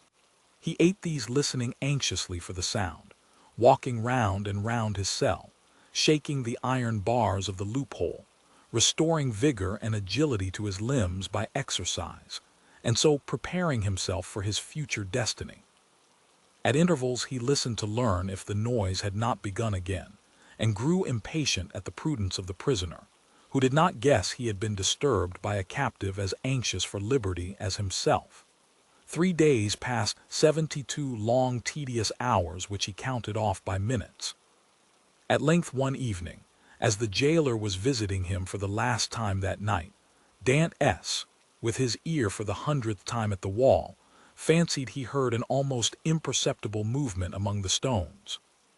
He moved away, walked up and down his cell to collect his thoughts, and then went back and listened.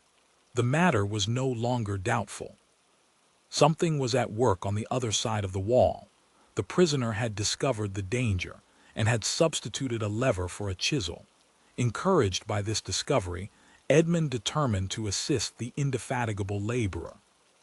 He began by moving his bed and looked around for anything with which he could pierce the wall, penetrate the moist cement, and displace a stone. He saw nothing. He had no knife or sharp instrument. The window grating was of iron, but he had too often assured himself of its solidity. All his furniture consisted of a bed, a chair, a table, a pail, and a jug. The bed had iron clamps, but they were screwed to the wood, and it would have required a screwdriver to take them off. The table and chair had nothing. The pail had once possessed a handle, but that had been removed. Dantès had but one resource, which was to break the jug, and with one of the sharp fragments attack the wall. He let the jug fall on the floor, and it broke in pieces. Dantès concealed 2 or 3 of the sharpest fragments in his bed, leaving the rest on the floor. The breaking of his jug was too natural an accident to excite suspicion. Edmond had all the night to work in, but in the darkness he could not do much, and he soon felt that he was working against something very hard. He pushed back his bed and waited for day. All night he heard the subterranean workman, who continued to mine his way. Day came, the jailer entered. Dantès told him that the jug had fallen from his hands while he was drinking, and the jailer went grumblingly to fetch another, without giving himself the trouble to remove the fragments of the broken one.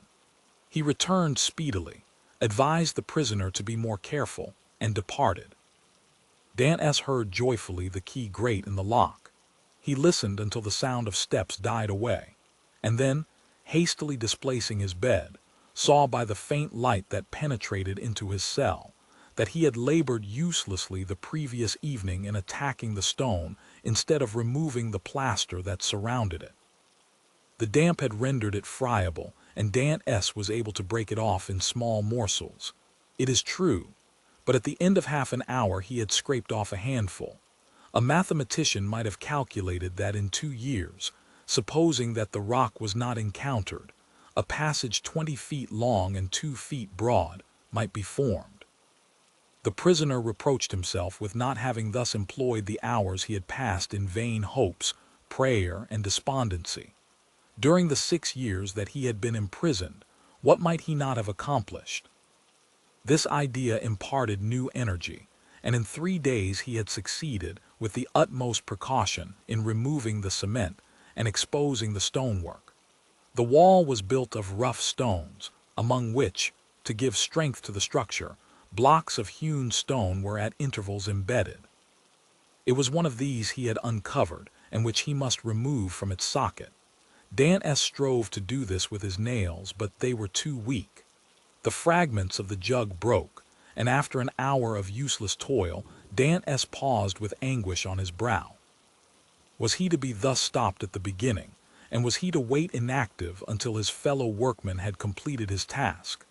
Suddenly, an idea occurred to him. He smiled, and the perspiration dried on his forehead. The jailer always brought Dantès soup in an iron saucepan.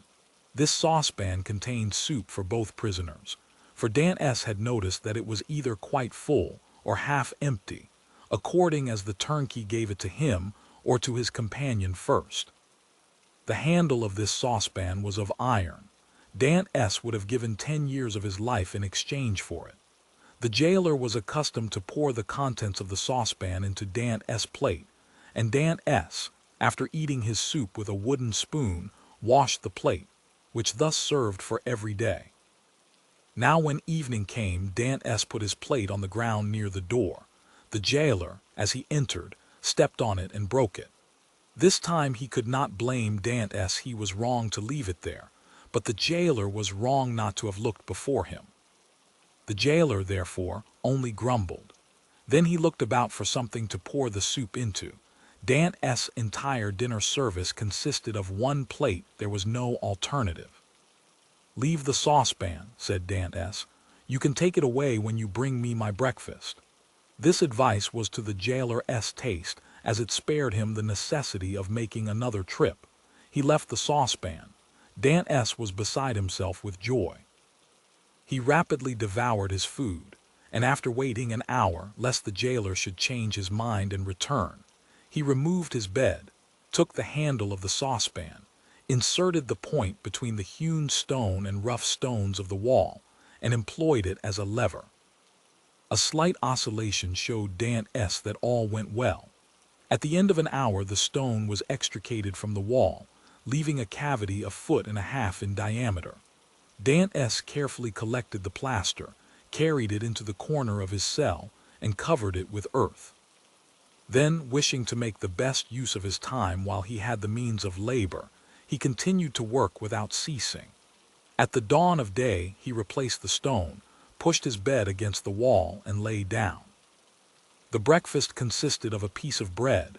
The jailer entered and placed the bread on the table. "Well, Dantès, you intend to bring me another plate," said Dantès. "No," replied the turnkey. "You destroy everything. First you break your jug, then you make me break your plate. If all the prisoners followed your example, the government would be ruined. I shall leave you the saucepan and pour your soup into that. So for the future I hope you will not be so destructive." Dantès raised his eyes to heaven and clasped his hands beneath the coverlet. He felt more gratitude for the possession of this piece of iron than he had ever felt for anything. He had noticed, however, that the prisoner on the other side had ceased to labor. No matter, this was a greater reason for proceeding. If his neighbor would not come to him, he would go to his neighbor. All day he toiled on untiringly, and by the evening he had succeeded in extracting 10 handfuls of plaster and fragments of stone. When the hour for his jailer's visit arrived, Dantès straightened the handle of the saucepan as well as he could, and placed it in its accustomed place. The turnkey poured his ration of soup into it. Together with the fish, for thrice a week the prisoners were deprived of meat. This would have been a method of reckoning time, had not Dantès long ceased to do so. Having poured out the soup, The turnkey retired. Dantès wished to ascertain whether his neighbor had really ceased to work. He listened. All was silent, as it had been for the last 3 days. Dantès sighed. It was evident that his neighbor distrusted him. However, he toiled on all the night without being discouraged, but after 2 or 3 hours he encountered an obstacle. The iron made no impression but met with a smooth surface. Dantès touched it and found that it was a beam. This beam crossed, or rather blocked up, the hole Dantès had made. It was necessary, therefore, to dig above or under it. The unhappy young man had not thought of this. "Oh, my God, murmured he, "I have so earnestly prayed to you that I hoped my prayers had been heard. After having deprived me of my liberty, after having deprived me of death, after having recalled me to existence, my God, have pity on me, and do not let me die in despair." "Who talks of God and despair at the same time?" said a voice that seemed to come from beneath the earth, and, deadened by the distance, sounded hollow and sepulchral in the young man's ears. Edmond's hair stood on end, and he rose to his knees. "Ah," said he, "I hear a human voice." Edmond had not heard anyone speak save his jailer for 4 or 5 years, and a jailer is no man to a prisoner. He is a living door, a barrier of flesh and blood, adding strength to restraints of oak and iron. "In the name of heaven," cried Dantès, "speak again, though the sound of your voice terrifies me. Who are you? Who are you?" Said the voice. "An unhappy prisoner," replied Dantès, who made no hesitation in answering. "Of what country?" "A Frenchman." "Your name?" "Edmond Dantès." "Your profession?" "A sailor." "How long have you been here?" "Since the 28th of February, 1815. "Your crime?" "I am innocent." "But of what are you accused?" "Of having conspired to aid the Emperor's return." "What? For the Emperor's return? The Emperor is no longer on the throne, then. He abdicated at Fontainebleau in 1814 and was sent to the island of Elba." "But how long have you been here that you are ignorant of all this?" "Since 1811. Dantès shuddered. This man had been 4 years longer than himself in prison. "Do not dig any more," said the voice. "Only tell me, how high up is your excavation?" "On a level with the floor." "How is it concealed?" "Behind my bed." "Has your bed been moved since you have been a prisoner?" "No." "What does your chamber open on?" "A corridor, and the corridor on a court." "Alas," murmured the voice. "Oh, what is the matter?" Cried Dantès, "I have made a mistake owing to an error in my plans. I took the wrong angle, and have come out 15 feet from where I intended. I took the wall you are mining for the outer wall of the fortress, but then you would be close to the sea. That is what I hoped. And supposing you had succeeded, I should have thrown myself into the sea, gained one of the islands near here, the Isle de Daume or the Isle de Tiboulen, and then I should have been safe. Could you have swum so far? Heaven would have given me strength, but now all is lost. All? Yes. Stop up your excavation carefully, do not work any more, and wait until you hear from me. Tell me at least who you are. I am no 27. You mistrust me then, said Dantès. Edmond fancied he heard a bitter laugh resounding from the depths. Oh, I am a Christian, cried Dantès, guessing instinctively that this man meant to abandon him. I swear to you by him who died for us that naught shall induce me to breathe one syllable to my jailers. But I conjure you, do not abandon me. If you do, I swear to you, for I have got to the end of my strength, that I will dash my brains out against the wall, and you will have my death to reproach yourself with. How old are you? Your voice is that of a young man. I do not know my age, for I have not counted the years I have been here. All I do know is that I was just 19 when I was arrested, the 28th of February, 1815. Not quite 26. Murmured the voice. At that age he cannot be a traitor. Oh, no, no, cried Dantès, I swear to you again, rather than betray you, I would allow myself to be hacked in pieces. You have done well to speak to me and ask for my assistance, for I was about to form another plan and leave you, but your age reassures me. I will not forget you. Wait. How long? I must calculate our chances. I will give you the signal. But you will not leave me. You will come to me, or you will let me come to you. We will escape, and if we cannot escape, we will talk. You of those whom you love, and I of those whom I love. You must love somebody. No, I am alone in the world. Then you will love me. If you are young, I will be your comrade. If you are old, I will be your son. I have a father who is 70 if he yet lives. I only love him and a young girl called Merc DS. My father has not yet forgotten me, I am sure, but God alone knows if she loves me still. I shall love you as I loved my father. It is well, returned the voice, tomorrow. These few words were uttered with an accent that left no doubt of his sincerity. Dantès rose, dispersed the fragments with the same precaution as before, and pushed his bed back against the wall. He then gave himself up to his happiness. He would no longer be alone. He was perhaps about to regain his liberty. At the worst, he would have a companion, and captivity that is shared is but half captivity. Plaints made in common are almost prayers, and prayers where 2 or 3 are gathered together invoke the mercy of heaven. All day Dantès walked up and down his cell. He sat down occasionally on his bed, pressing his hand on his heart. At the slightest noise he bounded towards the door. Once or twice the thought crossed his mind that he might be separated from this unknown, whom he loved already. And then his mind was made up when the jailer moved his bed and stooped to examine the opening. He would kill him with his water jug. He would be condemned to die, but he was about to die of grief and despair when this miraculous noise recalled him to life. The jailer came in the evening. Dantès was on his bed. It seemed to him that thus he better guarded the unfinished opening. Doubtless there was a strange expression in his eyes, for the jailer said, "Come, are you going mad again?" Dantès did not answer. He feared that the emotion of his voice would betray him. The jailer went away shaking his head. Night came. Dantès hoped that his neighbor would profit by the silence to address him, but he was mistaken. The next morning, however, just as he removed his bed from the wall, he heard 3 knocks. He threw himself on his knees. "Is it you?" said he. "I am here. Is your jailer gone?" "Yes," said Dantès. "He will not return until the evening, so that we have 12 hours before us." "I can work then," said the voice.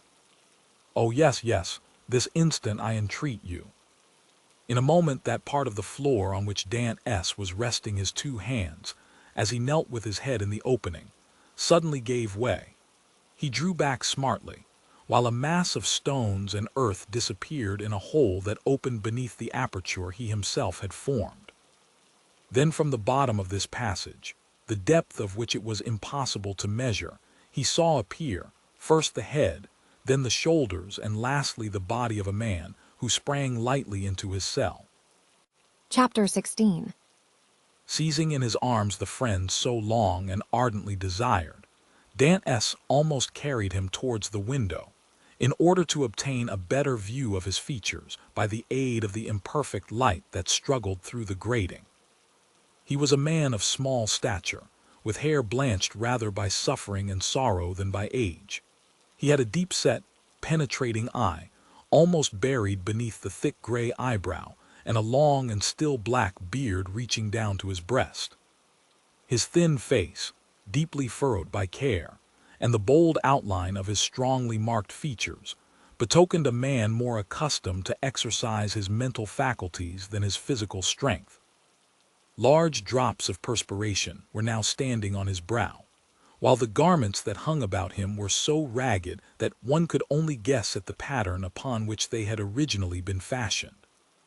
The stranger might have numbered 60 or 65 years, but a certain briskness and appearance of vigor in his movements made it probable that he was aged more from captivity than the course of time. He received the enthusiastic greeting of his young acquaintance with evident pleasure, as though his chilled affections were rekindled and invigorated by his contact with one so warm and ardent. He thanked him with grateful cordiality for his kindly welcome, although he must at that moment have been suffering bitterly to find another dungeon, where he had fondly reckoned on discovering a means of regaining his liberty. "Let us first see," said he, "whether it is possible to remove the traces of my entrance here. Our future tranquility depends upon our jailers being entirely ignorant of it." Advancing to the opening, he stooped and raised the stone easily in spite of its weight. Then, fitting it into its place, he said, "You removed this stone very carelessly, but I suppose you had no tools to aid you." "Why," exclaimed Dantès with astonishment, "do you possess any?" "I made myself some, and with the exception of a file I have all that are necessary, a chisel, pincers, and lever. Oh, how I should like to see these products of your industry and patience. Well, in the first place, here is my chisel." So saying, he displayed a sharp, strong blade with a handle made of beechwood. "And with what did you contrive to make that?" inquired Dantès. "With one of the clamps of my bedstead, and this very tool has sufficed me to hollow out the road by which I came hither, a distance of about 50 feet. 50 feet, responded Dantès, almost terrified. "Do not speak so loud, young man." Dantès speaks so loud. "It frequently occurs in a state prison like this, that persons are stationed outside the doors of the cells purposely to overhear the conversation of the prisoners. But they believe I am shut up alone here. That makes no difference. And you say that you dug your way a distance of 50 feet to get here." "I do. That is about the distance that separates your chamber from mine. Only, unfortunately, I did not curve aright, for want of the necessary geometrical instruments to calculate my scale of proportion. Instead of taking an ellipsis of 40 feet, I made it 50. I expected, as I told you, to reach the outer wall, pierce through it, and throw myself into the sea. I have, however, kept along the corridor on which your chamber opens, instead of going beneath it. My labor is all in vain, for I find that the corridor looks into a courtyard filled with soldiers." "That is true," said Dantès, "but the corridor you speak of only bounds one side of my cell. There are 3 others. Do you know anything of their situation?" "This one is built against the solid rock, and it would take 10 experienced miners, duly furnished with the requisite tools, as many years to perforate it. This adjoins the lower part of the Governor's apartments, and were we to work our way through, we should only get into some lock-up cellars, where we must necessarily be recaptured. The 4th and last side of your cell faces on. Stop a minute. Now where does it face?" The wall of which he spoke was the one in which was fixed the loophole by which light was admitted to the chamber.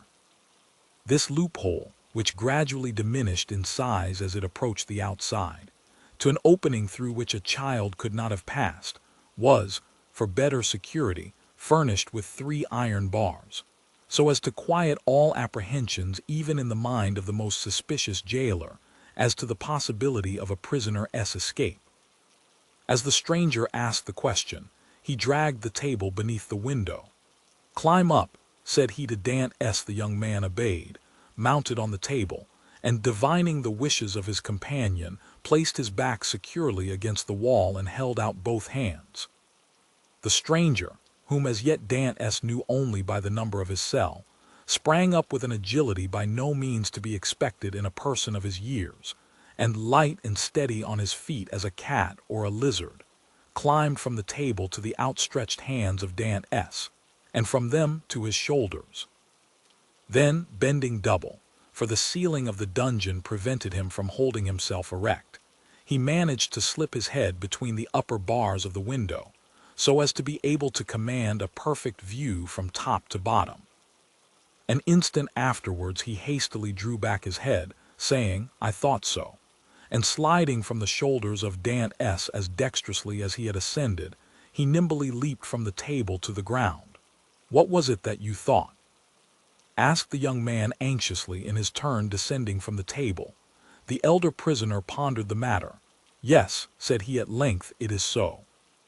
This side of your chamber looks out upon a kind of open gallery, where patrols are continually passing, and sentries keep watch day and night.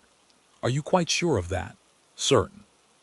I saw the soldier's shape in the top of his musket. That made me draw in my head so quickly, for I was fearful he might also see me. Well, inquired Dantès. You perceive then the utter impossibility of escaping through your dungeon. Then pursued the young man eagerly. Then, answered the elder prisoner, the will of God be done. And as the old man slowly pronounced those words, an air of profound resignation spread itself over his careworn countenance. Dantès gazed on the man who could thus philosophically resign hopes so long and ardently nourished with an astonishment mingled with admiration.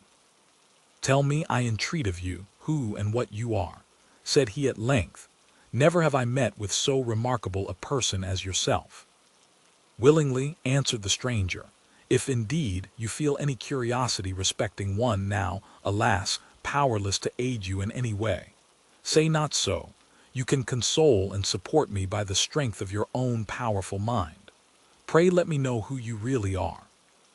The stranger smiled a melancholy smile. "Then listen," said he. "I am the Abb Faria, and have been imprisoned, as you know, in this Ch. since the year 1811, previously to which I had been confined for 3 years in the fortress of Fenestrelle. In the year 1811 I was transferred to Piedmont in France. It was at this period I learned that the destiny which seemed subservient to every wish formed by Napoleon had bestowed on him a son, named King of Rome even in his cradle. I was very far then from expecting the change you have just informed me of, namely, that 4 years afterwards this colossus of power would be overthrown. Then who reigns in France at this moment? Napoleon II. No, Louis XVI. The brother of Louis XVI. How inscrutable are the ways of Providence! For what great and mysterious purpose has it pleased heaven to abase the man once so elevated, and raise up him who was so abased? Dantès' whole attention was riveted on a man who could thus forget his own misfortunes while occupying himself with the destinies of others. "Yes, yes," continued he, "'twill be the same as it was in England. After Charles I, Cromwell, after Cromwell, Charles II, and then James II, and then some son-in-law or relation, some Prince of Orange, a stadtholder who becomes a king. Then new concessions to the people, then a constitution, then liberty. Ah, my friend," said the abb, turning towards Dantès and surveying him with the kindling gaze of a prophet, "you are young, you will see all this come to pass. Probably if ever I get out of prison." "True," replied Faria, "we are prisoners, but I forget this sometimes, and there are even moments when my mental vision transports me beyond these walls, and I fancy myself at liberty. But wherefore are you here?" "Because in 1807 I dreamed of the very plan Napoleon tried to realize in 1811. Because, like Machiavelli, I desired to alter the political face of Italy, and instead of allowing it to be split up into a quantity of petty principalities, each held by some weak or tyrannical ruler, I sought to form one large, compact, and powerful empire. And lastly, because I fancied I had found my Caesar Borgia in a crowned simpleton, who feigned to enter into my views only to betray me. It was the plan of Alexander VI and Clement VII, but it will never succeed now, for they attempted it fruitlessly, and Napoleon was unable to complete his work. Italy seems fated to misfortune." And the old man bowed his head. Dantès could not understand a man risking his life for such matters. Napoleon certainly he knew something of, inasmuch as he had seen and spoken with him, but of Clement VII and Alexander VI he knew nothing. "Are you not," he asked, "the priest who here in the Ch. is generally thought to be ill?" "Mad, you mean Dantieu. I did not like to say so," answered Dantès, smiling. "Well then," resumed Faria with a bitter smile, "let me answer your question in full, by acknowledging that I am the poor mad prisoner of the Ch. For many years permitted to amuse the different visitors with what is said to be my insanity, and in all probability I should be promoted to the honor of making sport for the children, if such innocent beings could be found in an abode devoted like this to suffering and despair." Dantès remained for a short time mute and motionless. At length he said, "Then you abandon all hope of escape. I perceive its utter impossibility, and I consider it impious to attempt that which the Almighty evidently does not approve. Nay, be not discouraged. Would it not be expecting too much to hope to succeed at your first attempt? Why not try to find an opening in another direction from that which has so unfortunately failed? Alas, it shows how little notion you can have of all it has cost me to effect a purpose so unexpectedly frustrated, that you talk of beginning over again. In the first place, I was 4 years making the tools I possess, and have been 2 years scraping and digging out earth, hard as granite itself. Then what toil and fatigue has it not been to remove huge stones I should once have deemed impossible to loosen? Whole days have I passed in these titanic efforts, considering my labor well repaid if, by night time, I had contrived to carry away a square inch of this hard-bound cement, changed by ages into a substance unyielding as the stones themselves. Then to conceal the mass of earth and rubbish I dug up, I was compelled to break through a staircase, and throw the fruits of my labor into the hollow part of it. But the well is now so completely choked up, that I scarcely think it would be possible to add another handful of dust without leading to discovery. Consider also that I fully believed I had accomplished the end and aim of my undertaking, for which I had so exactly husbanded my strength as to make it just hold out to the termination of my enterprise. And now, at the moment when I reckoned upon success, my hopes are forever dashed from me.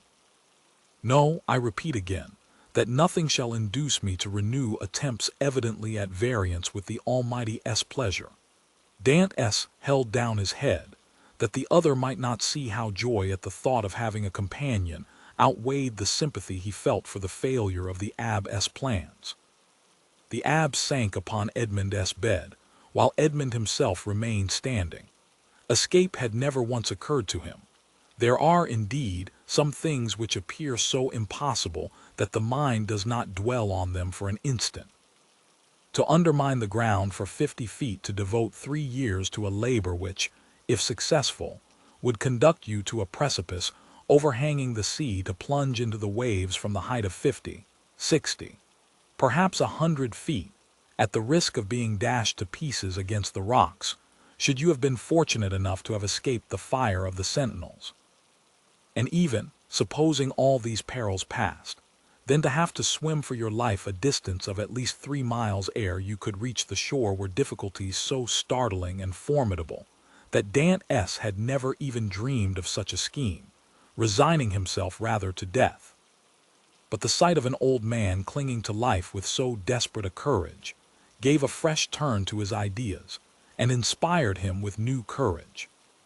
Another, older and less strong than he, had attempted what he had not had sufficient resolution to undertake, and had failed only because of an error in calculation.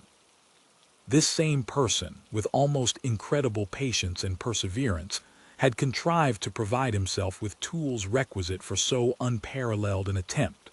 Another had done all this. Why, then, was it impossible to Dantès? Faria had dug his way through 50 feet. Dantès would dig 100. Faria, at the age of 50, had devoted 3 years to the task. He who was but half as old would sacrifice 6. Faria, a priest and savant, had not shrunk from the idea of risking his life by trying to swim a distance of 3 miles to one of the islands Dôme, Ratno, or Le Maire. Should a hardy sailor, an experienced diver like himself, shrink from a similar task? Should he, who had so often for mere amusement's sake plunged to the bottom of the sea to fetch up the bright coral branch, hesitate to entertain the same project? He could do it in an hour, and how many times had he, for pure pastime, continued in the water for more than twice as long? At once Dantès resolved to follow the brave example of his energetic companion, and to remember that what has once been done may be done again. After continuing some time in profound meditation, the young man suddenly exclaimed, "I have found what you were in search of." Faria started. "Have you indeed?" cried he, raising his head with quick anxiety. "Pray, Let me know what it is you have discovered. The corridor through which you have bored your way from the cell you occupy here extends in the same direction as the outer gallery, does it not? It does, and is not above 15 feet from it. About that. Well then, I will tell you what we must do. We must pierce through the corridor by forming a side opening about the middle, as it were the top part of a cross. This time you will lay your plans more accurately. We shall get out into the gallery you have described, kill the sentinel who guards it, and make our escape. All we require to ensure success is courage, and that you possess, and strength, which I am not deficient in. As for patience, you have abundantly proved yours, you shall now see me prove mine. 1 instant, my dear friend, replied the abbé. It is clear you do not understand the nature of the courage with which I am endowed, and what use I intend making of my strength. As for patience, I consider that I have abundantly exercised that in beginning every morning the task of the night before, and every night renewing the task of the day. But then, young man, and I pray of you to give me your full attention, then I thought I could not be doing anything displeasing to the Almighty in trying to set an innocent being at liberty, one who had committed no offense, and merited not condemnation, and have your notions changed. Asked Dantès with much surprise, do you think yourself more guilty in making the attempt since you have encountered me? No, neither do I wish to incur guilt. Hitherto I have fancied myself merely waging war against circumstances, not men. I have thought it no sin to bore through a wall or destroy a staircase, but I cannot so easily persuade myself to pierce a heart or take away a life. A slight movement of surprise escaped Dantès. Is it possible, said he, that where your liberty is at stake, you can allow any such scruple to deter you from obtaining it? Tell me, replied Faria, what has hindered you from knocking down your jailer with a piece of wood torn from your bedstead, dressing yourself in his clothes, and endeavoring to escape? Simply the fact that the idea never occurred to me, answered Dantès. Because, said the old man, the natural repugnance to the commission of such a crime prevented you from thinking of it. And so it ever is, because, in simple and allowable things, our natural instincts keep us from deviating from the strict line of duty. The tiger, whose nature teaches him to delight in shedding blood, needs but the sense of smell to show him when his prey is within his reach, and by following this instinct, he is enabled to measure the leap necessary to permit him to spring on his victim. But man, on the contrary, loathes the idea of blood.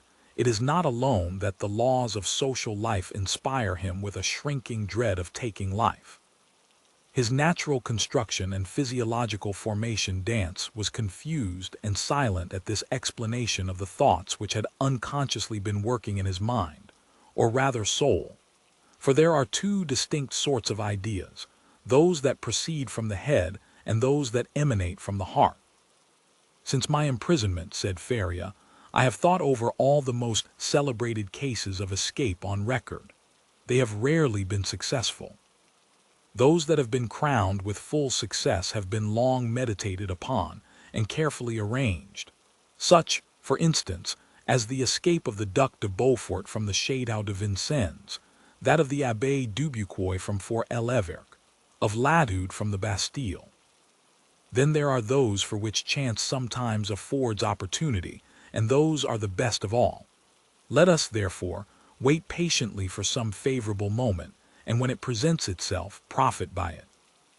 Ah, said Dantès, you might well endure the tedious delay. You were constantly employed in the task you set yourself, and when weary with toil, you had your hopes to refresh and encourage you. I assure you, replied the old man, I did not turn to that source for recreation or support. What did you do then? I wrote or studied. Were you then permitted the use of pens, ink, and paper? Oh no, answered the abbé, I had none but what I made for myself. You made paper, pens, and ink. Yes. Dantès gazed with admiration, but he had some difficulty in believing. Faria saw this. When you pay me a visit in my cell, my young friend, said he, I will show you an entire work, the fruits of the thoughts and reflections of my whole life. Many of them meditated over in the shades of the Colosseum at Rome, at the foot of St. Mark's Column at Venice, and on the borders of the Arno at Florence, little imagining at the time that they would be arranged in order within the walls of the Château d'If.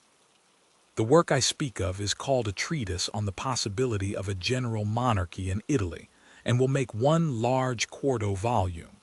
And on what have you written all this? On 2 of my shirts. I invented a preparation that makes linen as smooth and as easy to write on as parchment. You are, then, a chemist. Somewhat. I know Lavoisier and was the intimate friend of Cabanis. But for such a work, you must have needed books had you any. I had nearly 5,000 volumes in my library at Rome, but after reading them over many times, I found out that with 150 well-chosen books a man possesses, if not a complete summary of all human knowledge, at least all that a man need really know. I devoted 3 years of my life to reading and studying these 150 volumes, till I knew them nearly by heart, so that since I have been in prison, a very slight effort of memory has enabled me to recall their contents as readily as though the pages were open before me. I could recite you the whole of Thucydides, Xenophon, Plutarch, Titus Livius, Tacitus, Strada, Jornens, Dante, Montaigne, Shakespeare, Spinoza, Machiavelli, and Bossu. I name only the most important. You are doubtless acquainted with a variety of languages, so as to have been able to read all these.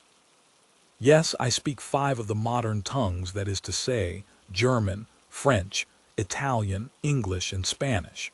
By the aid of ancient Greek I learned modern Greek. I don't speak it so well as I could wish, but I am still trying to improve myself. Improve yourself. Repeated dance. Why, how can you manage to do so? Why, I made a vocabulary of the words I knew, turned, returned, and arranged them, so as to enable me to express my thoughts through their medium. I know nearly 1,000 words, which is all that is absolutely necessary, although I believe there are nearly 100,000 in the dictionaries. I cannot hope to be very fluent, but I certainly should have no difficulty in explaining my wants and wishes, and that would be quite as much as I should ever require. Stronger grew the wonder of Dance, who almost fancied he had to do with one gifted with supernatural powers, still hopping to find some imperfection which might bring him down to a level with human beings. He added, "Then if you were not furnished with pens, how did you manage to write the work you speak of?" I made myself some excellent ones, which would be universally preferred to all others if once known. You are aware what huge whitings are served to us on mager days. Well, I selected the cartilages of the heads of these fishes, and you can scarcely imagine the delight with which I welcomed the arrival of each Wednesday, Friday, and Saturday, as affording me the means of increasing my stock of pens.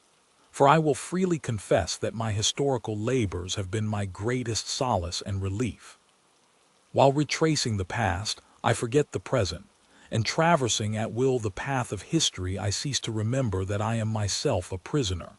But the ink, said Dance, of what did you make your ink?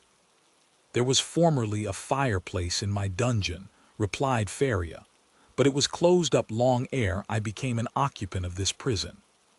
Still, it must have been many years in use, for it was thickly covered with a coating of soot.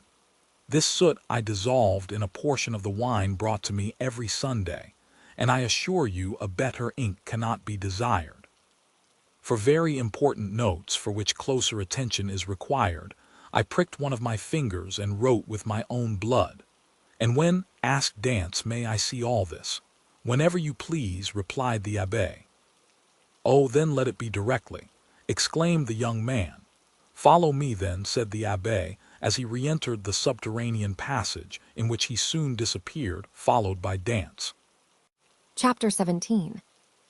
After having passed with tolerable ease through the subterranean passage, which, however, did not admit of their holding themselves erect, the 2 friends reached the further end of the corridor, into which the abbé's cell opened. From that point the passage became much narrower, and barely permitted one to creep through on hands and knees. The floor of the abbess' cell was paved, and it had been by raising one of the stones in the most obscure corner that Feria had been able to commence the laborious task of which Dantès had witnessed the completion. As he entered the chamber of his friend, Dantès cast around one eager and searching glance in quest of the expected marvels, but nothing more than common met his view. "It is well," said the abbé. "We have some hours before us. It is now just 12:15 o'clock. Instinctively, Dantès turned round to observe by what watch or clock the abbé had been able so accurately to specify the hour. "Look at this ray of light which enters by my window," said the abbé, "and then observe the lines traced on the wall. Well, by means of these lines, which are in accordance with the double motion of the earth, and the ellipse it describes round the sun, I am enabled to ascertain the precise hour with more minuteness than if I possessed a watch, for that might be broken or deranged in its movements, while the sun and earth never vary in their appointed paths." This last explanation was wholly lost upon Dantès, who had always imagined, from seeing the sun rise from behind the mountains and set in the Mediterranean, that it moved, and not the earth. A double movement of the globe he inhabited, and of which he could feel nothing, appeared to him perfectly impossible.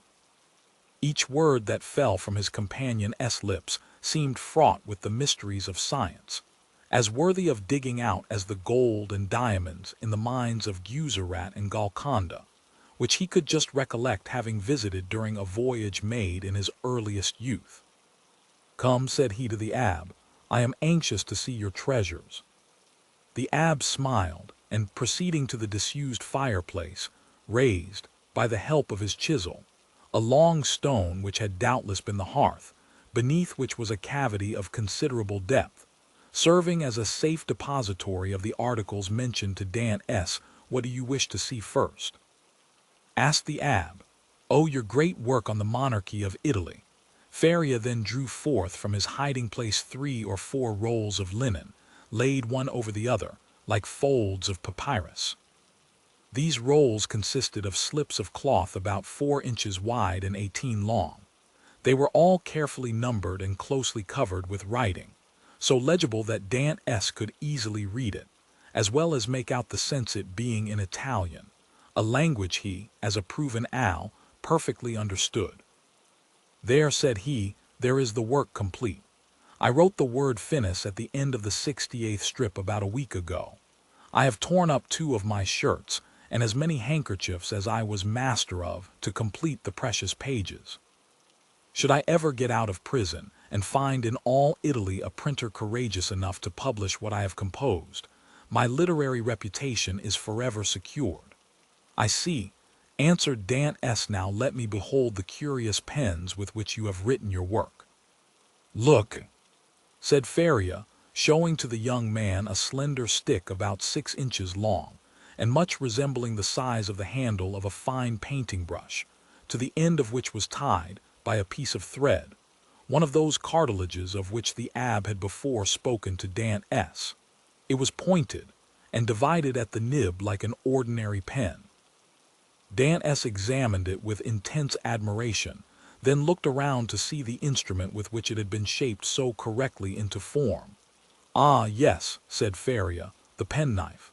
That is my masterpiece. I made it, as well as this larger knife, out of an old iron candlestick. The penknife was sharp and keen as a razor. As for the other knife, it would serve a double purpose, and with it one could cut and thrust."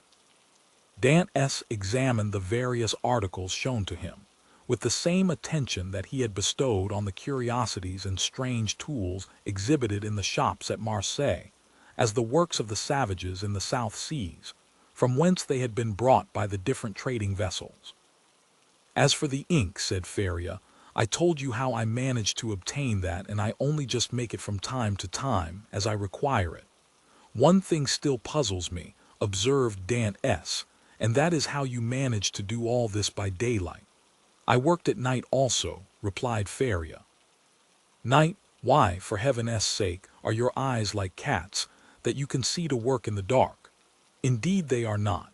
but God has supplied man with the intelligence that enables him to overcome the limitations of natural conditions. I furnished myself with a light. You did, pray tell me how. I separated the fat from the meat served to me, melted it, and so made oil. Here is my lamp. So saying, the abb exhibited a sort of torch very similar to those used in public illuminations. But how do you procure a light? Oh, here are 2 flints and a piece of burnt linen, and matches. I pretended that I had a disorder of the skin, and asked for a little sulfur, which was readily supplied. Dantès laid the different things he had been looking at on the table, and stood with his head drooping on his breast, as though overwhelmed by the perseverance and strength of Faria's mind. You have not seen all yet, continued Faria, for I did not think it wise to trust all my treasures in the same hiding place. Let us shut this one up. They put the stone back in its place. The abb sprinkled a little dust over it to conceal the traces of its having been removed, rubbed his foot well on it to make it assume the same appearance as the other, and then, going towards his bed, he removed it from the spot it stood in. Behind the head of the bed, and concealed by a stone fitting in so closely as to defy all suspicion, was a hollow space, and in this space a ladder of cords between 25 and 30 feet in length. Dantès closely and eagerly examined it. He found it firm, solid, and compact enough to bear any weight. Who supplied you with the materials for making this wonderful work? I tore up several of my shirts, and ripped out the seams in the sheets of my bed, during my 3 years' imprisonment at Fenestrelle, and when I was removed to the Ch. If, I managed to bring the ravelings with me, so that I have been able to finish my work here. And was it not discovered that your sheets were unhemmed? Oh no, for when I had taken out the thread I required, I hemmed the edges over again. With what? With this needle, said the abb, as, opening his ragged vestments, he showed Dantès a long, sharp fish bone, with a small perforated eye for the thread, a small portion of which still remained in it. I once thought, continued Faria, of removing these iron bars, and letting myself down from the window, which, as you see, is somewhat wider than yours, although I should have enlarged it still more preparatory to my flight. However, I discovered that I should merely have dropped into a sort of inner court, and I therefore renounced the project altogether as too full of risk and danger. Nevertheless, I carefully preserved my ladder against one of those unforeseen opportunities of which I spoke just now, and which sudden chance frequently brings about. While affecting to be deeply engaged in examining the ladder, the mind of Dantès was, in fact, busily occupied by the idea that a person so intelligent, ingenious, and clear-sighted as the abb might probably be able to solve the dark mystery of his own misfortunes, where he himself could see nothing. What are you thinking of? Asked the abb smilingly, imputing the deep abstraction in which his visitor was plunged to the excess of his awe and wonder. I was reflecting, in the first place, replied Dantès, upon the enormous degree of intelligence and ability you must have employed to reach the high perfection to which you have attained. What would you not have accomplished if you had been free? Possibly nothing at all. The overflow of my brain would probably, in a state of freedom, have evaporated in 1,000 follies. Misfortune is needed to bring to light the treasures of the human intellect. Compression is needed to explode gunpowder. Captivity has brought my mental faculties to a focus, and you are well aware that from the collision of clouds electricity is produced, from electricity, lightning, from lightning, illumination. No, replied Dantès, I know nothing.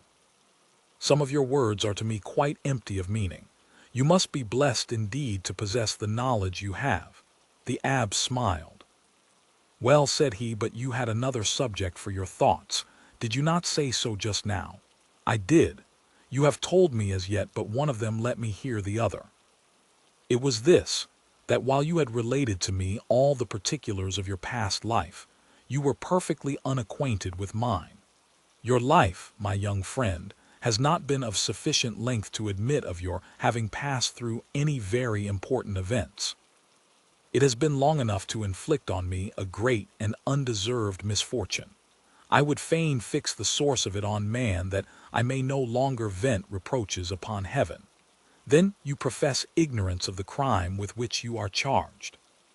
I do indeed, and this I swear by the two beings most dear to me upon earth, my father and Merc D.S. Come, said the abb, closing his hiding place and pushing the bed back to its original situation. Let me hear your story.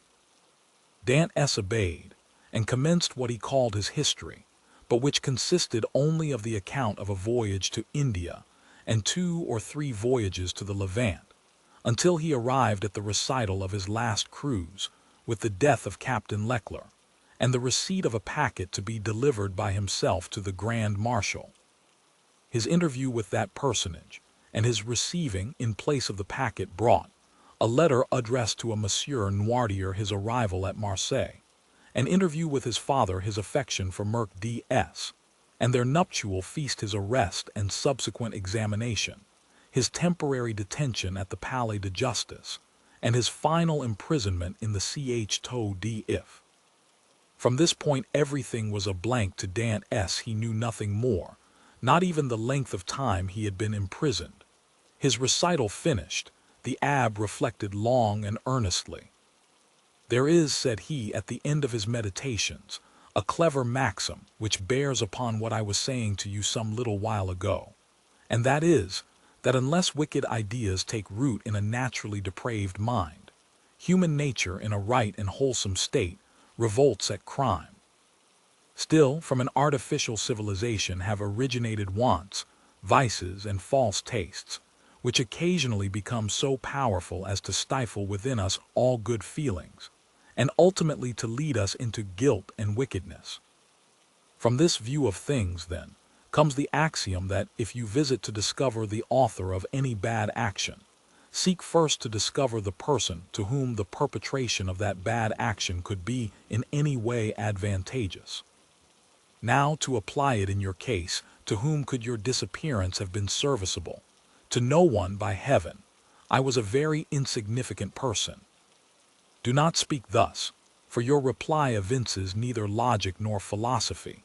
Everything is relative, my dear young friend, from the king who stands in the way of his successor, to the employee who keeps his rival out of a place. Now, in the event of the king's death, his successor inherits a crown. When the employee dies, the supernumerary steps into his shoes and receives his salary of 12,000 livres. Well, these 12,000 livres are his civil list, and are as essential to him as the 12 millions of a king. Every one, from the highest to the lowest degree, has his place on the social ladder, and is beset by stormy passions and conflicting interests, as in Descartes' theory of pressure and impulsion. But these forces increase as we go higher, so that we have a spiral which, in defiance of reason, rests upon the apex and not on the base. Now let us return to your particular world. You say you were on the point of being made captain of the Pharaon. Yes, and about to become the husband of a young and lovely girl. Yes. Now, could anyone have had any interest in preventing the accomplishment of these two things? But let us first settle the question as to its being the interest of anyone to hinder you from being captain of the Pharaon. What say you? I cannot believe such was the case. I was generally liked on board, and had the sailors possessed the right of selecting a captain themselves, I feel convinced their choice would have fallen on me. There was only one person among the crew who had any feeling of ill will towards me.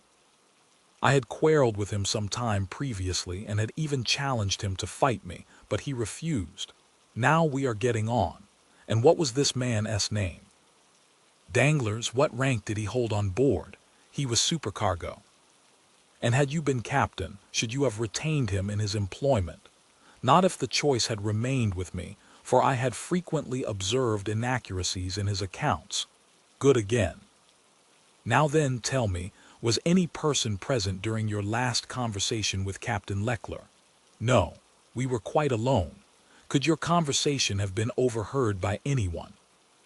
It might, for the cabin door was open and stay.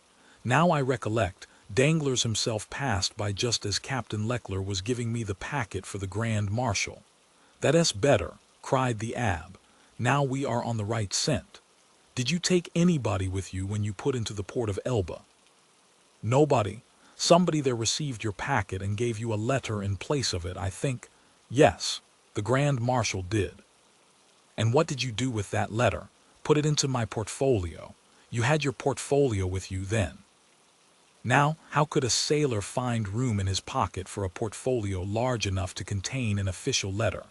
"You are right. It was left on board. Then it was not till your return to the ship that you put the letter in the portfolio." "No, and what did you do with this same letter while returning from Porto Ferrajo to the vessel?" "I carried it in my hand, so that when you went on board the Pharaon, everybody could see that you held a letter in your hand."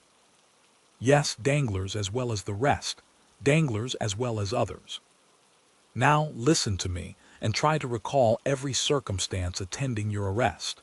Do you recollect the words in which the information against you was formulated?" "Oh yes, I read it over 3 times, and the words sank deeply into my memory." "Repeat it to me." Dantès paused a moment, then said, "This is it, word for word. The king's attorney is informed by a friend to the throne and religion that one Edmond Dantès, made on board the Pharaon, this day arrived from Smyrna after having touched at Naples and Porto Ferrajo, has been entrusted by Murat with a packet for the usurper. Again, by the usurper, with a letter for the Bonapartist club in Paris. This proof of his guilt may be procured by his immediate arrest, as the letter will be found either about his person, at his father's residence, or in his cabin on board the Pharaon." The abbe shrugged his shoulders. "The thing is clear as day," said he, "and you must have had a very confiding nature as well as a good heart not to have suspected the origin of the whole affair. Do you really think so?" "Ah, that would indeed be infamous. How did Danglars usually write?" "In a handsome, running hand." "And how was the anonymous letter written? Backhanded?" Again the abbe smiled. "Disguised. It was very boldly written if disguised." "Stop a bit," said the abbe, taking up what he called his pen, and after dipping it into the ink, he wrote on a piece of prepared linen with his left hand the first 2 or 3 words of the accusation. Dantès drew back and gazed on the abbe with a sensation almost amounting to terror. "How very astonishing!" cried he at length. "Why, your writing exactly resembles that of the accusation, simply because that accusation had been written with the left hand, and I have noticed that that while the writing of different persons done with the right hand varies, that performed with the left hand is invariably uniform. You have evidently seen and observed everything. Let us proceed." "Oh, yes, yes." "Now, as regards the second question. I am listening. Was there any person whose interest it was to prevent your marriage with Merc D.S.? "Yes, a young man who loved her, and his name was Fernand. That is a Spanish name, I think." "He was a Catalan. You imagine him capable of writing the letter?" "Oh, no. He would more likely have got rid of me by sticking a knife into me." "That is in strict accordance with the Spanish character. An assassination they will unhesitatingly commit, but an act of cowardice, never." "Besides," said Dantès, "the various circumstances mentioned in the letter were wholly unknown to him. You had never spoken of them yourself to anyone?" "To no one, not even to your mistress." "No, not even to my betrothed." "Then it is Danglars. I feel quite sure of it now. Wait a little." "Pray, was Danglars acquainted with Fernand?" "No, yes, he was. Now I recollect what. To have seen them both sitting at table together under an arbor at P. Rey Pamphil S. the evening before the day fixed for my wedding. They were in earnest conversation. Danglars was joking in a friendly way, but Fernand looked pale and agitated." "Were they alone?" "There was a third person with them whom I knew perfectly well, and who had, in all probability, made their acquaintance. He was a tailor named Cadrouse, but he was very drunk." Stay, how strange that it should not have occurred to me before. Now I remember quite well. that on the table round which they were sitting were pens, ink, and paper. "Oh, the heartless, treacherous scoundrels!" exclaimed Dantès, pressing his hand to his throbbing brows. "Is there anything else I can assist you in discovering, besides the villainy of your friends?" inquired the abbé with a laugh. "Yes, yes," replied Dantès eagerly. "I would beg of you, who see so completely to the depths of things, and to whom the greatest mystery seems but an easy riddle, to explain to me how it was that I underwent no second examination, was never brought to trial, and above all, was condemned without ever having had sentence passed on me." "That is altogether a different and more serious matter," responded the abbé. "The ways of justice are frequently too dark and mysterious to be easily penetrated. All we have hitherto done in the matter has been child's play. If you wish me to enter upon the more difficult part of the business, you must assist me by the most minute information on every point. Pray ask me whatever questions you please, for, in good truth, you see more clearly into my life than I do myself. In the first place, then, who examined you, the king's attorney, his deputy, or a magistrate? The deputy. Was he young or old?" "About 6 or 27 years of age, I should say." "So," answered the abbé, "old enough to be ambitious, but too young to be corrupt." "And how did he treat you? With more of mildness than severity? Did you tell him your whole story?" "I did." "And did his conduct change at all in the course of your examination?" "He did appear much disturbed when he read the letter that had brought me into this scrape." "He seemed quite overcome by my misfortune." "By your misfortune?" "Yes." "Then you feel quite sure that it was your misfortune he deplored?" "He gave me one great proof of his sympathy, at any rate." "And that?" "He burnt the sole evidence that could at all have criminated me." "What?" "The accusation." "No, the letter. Are you sure I saw it done?" "That alters the case. This man might, after all, be a greater scoundrel than you have thought possible." "Upon my word," said Dantès, "you make me shudder." "Is the world filled with tigers and crocodiles?" "Yes. And remember that two-legged tigers and crocodiles are more dangerous than the others. Never mind. Let us go on." "With all my heart. You tell me he burned the letter." "He did, saying at the same time, 'You see, I thus destroy the only proof existing against you.' This action is somewhat too sublime to be natural." "You think so?" "I am sure of it." "To whom was this letter addressed?" "To M. Noirtier, Rue Coq-Ron, No. 13, Paris." "Now can you conceive of any interest that your heroic deputy could possibly have had in the destruction of that letter?" "Why, it is not altogether impossible he might have had, for he made me promise several times never to speak of that letter to anyone, assuring me he so advised me for my own interest. And more than this, he insisted on my taking a solemn oath never to utter the name mentioned in the address." "Noirtier?" repeated the abbé. "Noirtier. I knew a person of that name at the court of the Queen of Etruria, a Noirtier who had been a Girondin during the Revolution." "What was your deputy called?" "De Villefort." The abbé burst into a fit of laughter, while Dantès gazed on him in utter astonishment. "What ails you?" said he at length. "Do you see that ray of sunlight?" "I do. Well, the whole thing is more clear to me than that sunbeam is to you. Poor fellow." "Poor young man. And you tell me this magistrate expressed great sympathy and commiseration for you?" "He did." "And the worthy man destroyed your compromising letter?" "Yes." "And then made you swear never to utter the name of Noirtier?" "Yes." "Why, you poor short-sighted simpleton, can you not guess who this Noirtier was, whose very name he was so careful to keep concealed? This Noirtier was his father." Had a thunderbolt fallen at the feet of Dantès, or hell opened its yawning gulf before him, he could not have been more completely transfixed with horror than he was at the sound of these unexpected words. Starting up, he clasped his hands around his head as though to prevent his very brain from bursting, and exclaimed, "His father! His father!" "Yes, his father," replied the abbé. "His right name was Noirtier de Villefort." At this instant, A bright light shot through the mind of Dantès and cleared up all that had been dark and obscure before. The change that had come over Villefort during the examination, the destruction of the letter, the exacted promise, the almost supplicating tones of the magistrate, who seemed rather to implore mercy than to pronounce punishment, all returned with a stunning force to his memory. He cried out and staggered against the wall like a drunken man. Then he hurried to the opening that led from the abbess' cell to his own, and said, "I must be alone to think over all this." When he regained his dungeon, he threw himself on his bed, where the turnkey found him in the evening visit, sitting with fixed gaze and contracted features, dumb and motionless as a statue. During these hours of profound meditation, which to him had seemed only minutes, he had formed a fearful resolution, and bound himself to its fulfillment by a solemn oath.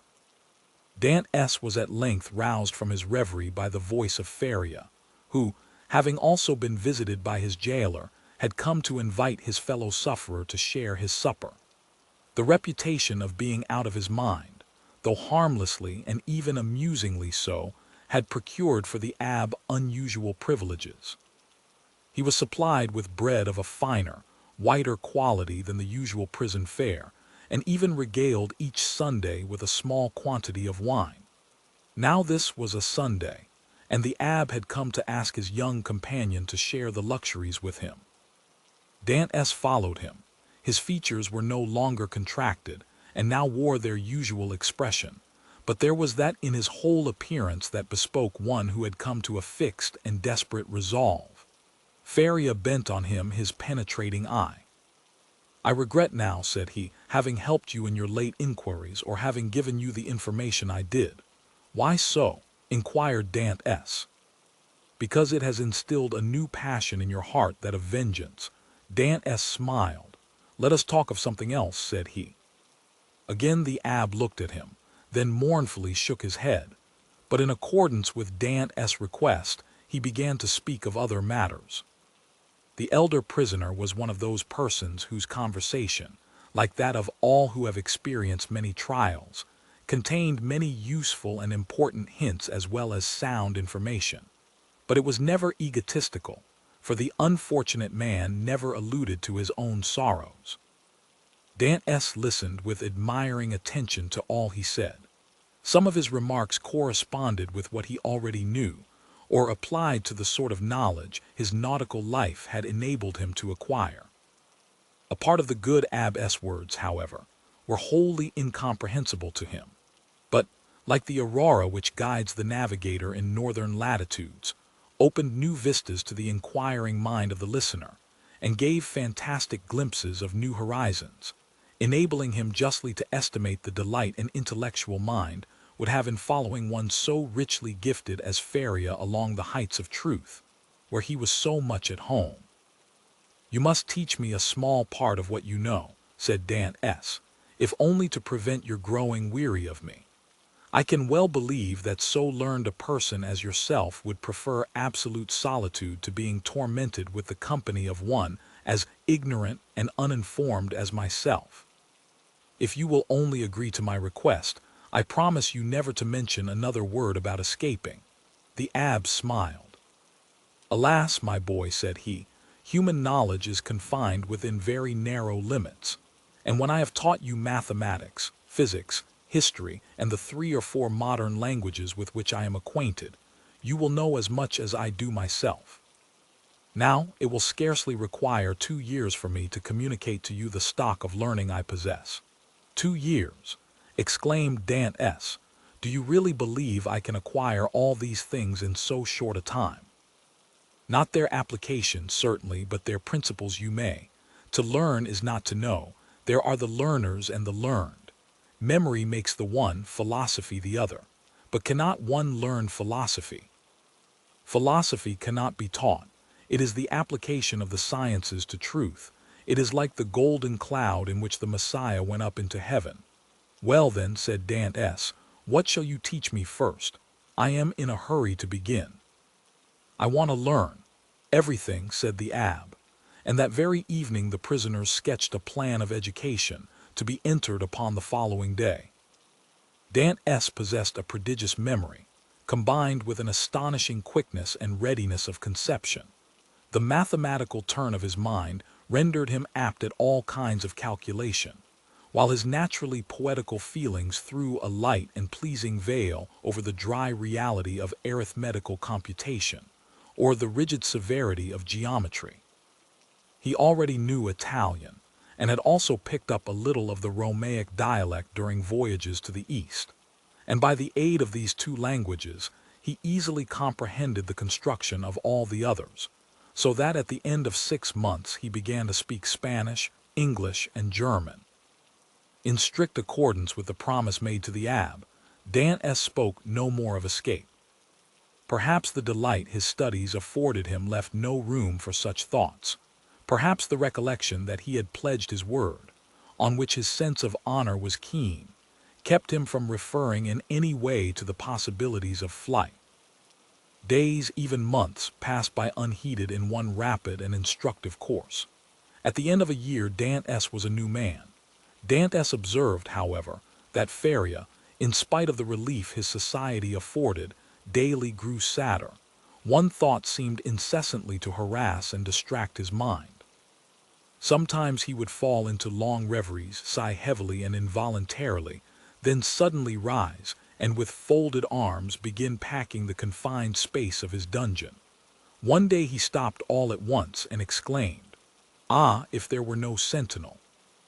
"There shall not be one a minute longer than you please," said Dantès, who had followed the working of his thoughts as accurately as though his brain were enclosed in crystal, so clear as to display its minutest operations. "I have already told you," answered the abbé, "that I loathe the idea of shedding blood, and yet the murder, if you choose to call it so, would be simply a measure of self-preservation. No matter.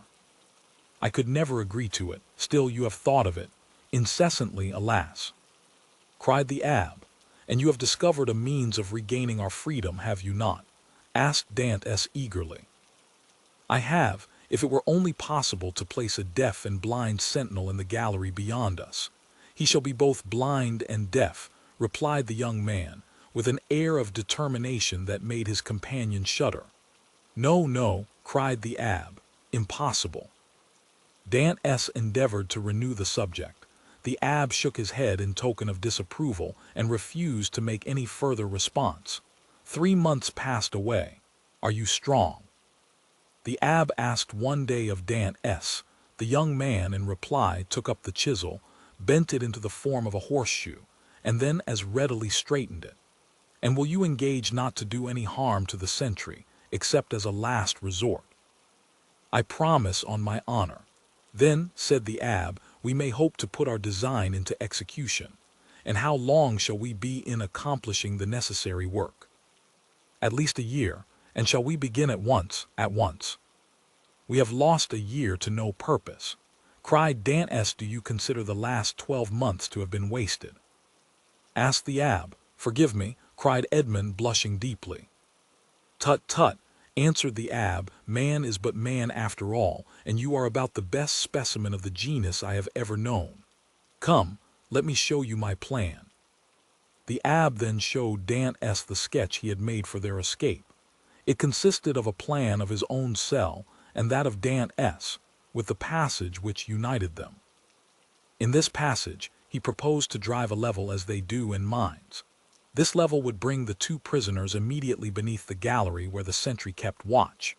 Once there, a large excavation would be made, and one of the flagstones with which the gallery was paved be so completely loosened that at the desired moment it would give way beneath the feet of the soldier, who, stunned by his fall, would be immediately bound and gagged by Dantès before he had power to offer any resistance. The prisoners were then to make their way through one of the gallery windows, and to let themselves down from the outer walls by means of the abbé's ladder of cords. Dantès' eyes sparkled with joy, and he rubbed his hands with delight at the idea of a plan so simple, yet apparently so certain to succeed.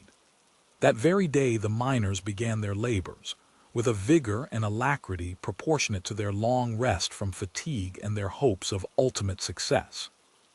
Nothing interrupted the progress of the work, except the necessity that each was under of returning to his cell, in anticipation of the turnkey's visits.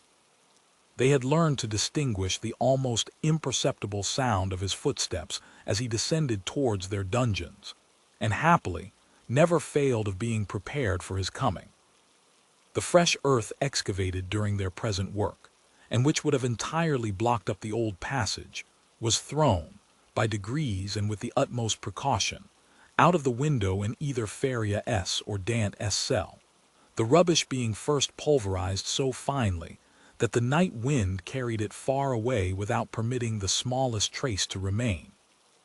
More than a year had been consumed in this undertaking, the only tools for which had been a chisel, a knife, and a wooden lever, Faria still continuing to instruct Dantès by conversing with him, sometimes in one language, sometimes in another, at others, relating to him the history of nations and great men who from time to time have risen to fame and trodden the path of glory. The abbé was a man of the world, and had, moreover, mixed in the first society of the day. He wore an air of melancholy dignity which Dantès, thanks to the imitative powers bestowed on him by nature, easily acquired, as well as that outward polish and politeness he had before been wanting in, and which is seldom possessed except by those who have been placed in constant intercourse with persons of high birth and breeding. At the end of 15 months the level was finished, and the excavation completed beneath the gallery, and the two workmen could distinctly hear the measured tread of the sentinel as he paced to and fro over their heads. Compelled, as they were, to await a night sufficiently dark to favor their flight, they were obliged to defer their final attempt till that auspicious moment should arrive. Their greatest dread now was lest the stone through which the sentry was doomed to fall should give way before its right time, and this they had in some measure provided against by propping it up with a small beam which they had discovered in the walls through which they had worked their way. Dantès was occupied in arranging this piece of wood when he heard Faria, who had remained in Edmond's cell for the purpose of cutting a peg to secure their rope ladder, call to him in a tone indicative of great suffering. Dantès hastened to his dungeon, where he found him standing in the middle of the room, pale as death, his forehead streaming with perspiration and his hands clenched tightly together. "Gracious heavens!" exclaimed Dantès, "what is the matter?" "What has happened? Quick, quick!" returned the abbé. "Listen to what I have to say." Dantès looked in fear and wonder at the livid countenance of Faria, whose eyes, already dull and sunken, were surrounded by purple circles, while his lips were white as those of a corpse, and his very hair seemed to stand on end. "Tell me, I beseech you, what ails you?" cried Dantès, letting his chisel fall to the floor. "Alas," faltered out the abbé, "all is over with me. I am seized with a terrible, perhaps mortal illness. I can feel that the paroxysm is fast approaching. I had a similar attack the year previous to my imprisonment.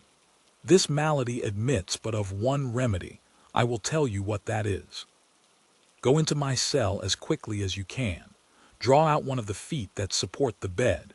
You will find it has been hollowed out for the purpose of containing a small phial you will see there half filled with a red-looking fluid. Bring it to me, or rather no.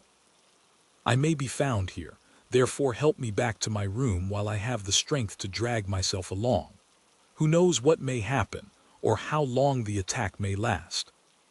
In spite of the magnitude of the misfortune which thus suddenly frustrated his hopes, Dantès did not lose his presence of mind, but descended into the passage, dragging his unfortunate companion with him. Then, half carrying, half supporting him, he managed to reach the abbé's chamber, when he immediately laid the sufferer on his bed. "Thanks," said the poor abbé, shivering as though his veins were filled with ice. "I am about to be seized with a fit of catalepsy. When it comes to its height, I shall probably lie still and motionless as though dead, uttering neither sigh nor groan. On the other hand, the symptoms may be much more violent, and cause me to fall into fearful convulsions, foam at the mouth, and cry out loudly. Take care my cries are not heard, for if they are, it is more than probable I should be removed to another part of the prison, and we be separated forever.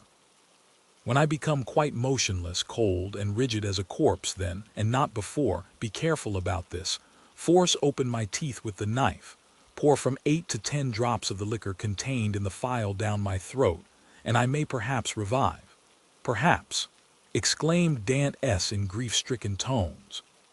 Help, help, cried the abbé. I die. So sudden and violent was the fit that the unfortunate prisoner was unable to complete the sentence. A violent convulsion shook his whole frame. His eyes started from their sockets. His mouth was drawn on one side. His cheeks became purple.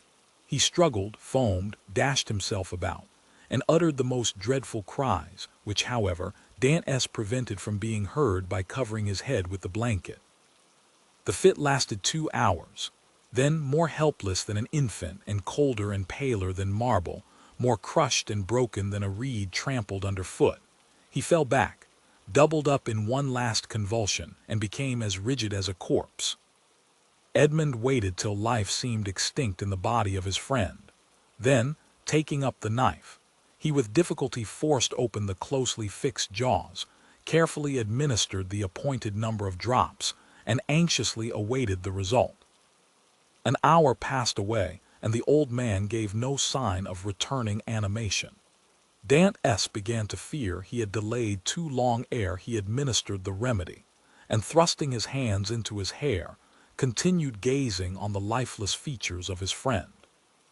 At length a slight color tinged the livid cheeks, consciousness returned to the dull, open eyeballs, a faint sigh issued from the lips, and the sufferer made a feeble effort to move. "He is saved! He is saved!" cried Dantès in a paroxysm of delight. The sick man was not yet able to speak, but he pointed with evident anxiety towards the door.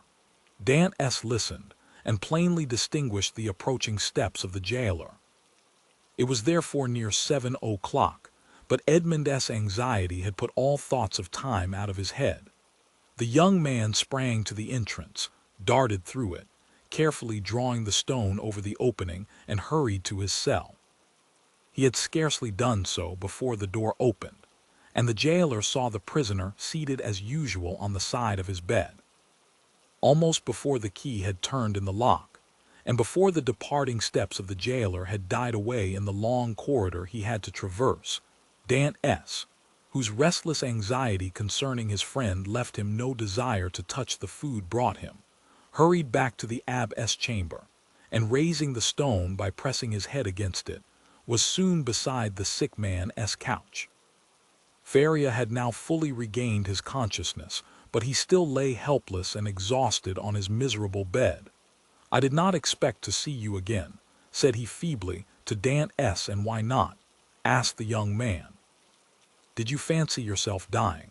"No, I had no such idea, but knowing that all was ready for flight, I thought you might have made your escape." The deep glow of indignation suffused the cheeks of Dantès. "Without you? Did you really think me capable of that?"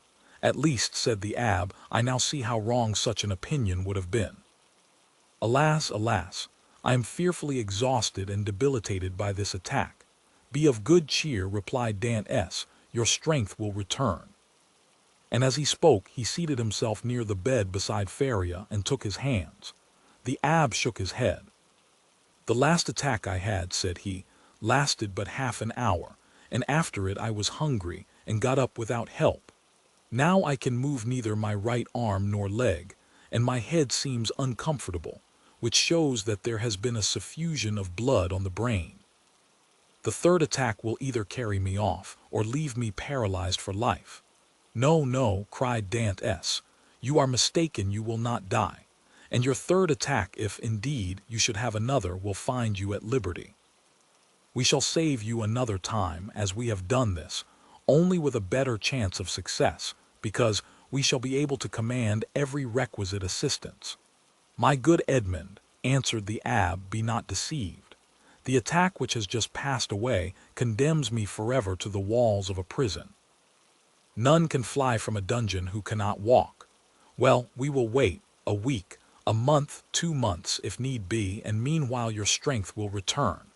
Everything is in readiness for our flight, and we can select any time we choose. As soon as you feel able to swim, we will go. I shall never swim again, replied Feria. This arm is paralyzed, not for a time but forever. Lift it and judge if I am mistaken.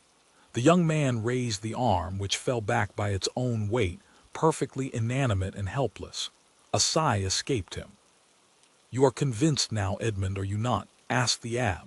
Depend upon it, I know what I say. Since the first attack I experienced of this malady, I have continually reflected on it. Indeed, I expected it, for it is a family inheritance. Both my father and grandfather died of it in a third attack. The physician who prepared for me the remedy I have twice successfully taken was no other than the celebrated Cabanis, and he predicted a similar end for me. The physician may be mistaken, exclaimed Dantès. And as for your poor arm, what difference will that make? I can take you on my shoulders and swim for both of us. My son, said the abbé, you, who are a sailor and a swimmer, must know as well as I do that a man so loaded would sink before he had done 50 strokes. Cease then to allow yourself to be duped by vain hopes that even your own excellent heart refuses to believe in. Here I shall remain till the hour of my deliverance arrives, and that, in all human probability, will be the hour of my death. As for you, who are young and active, delay not on my account, but fly go, I give you back your promise.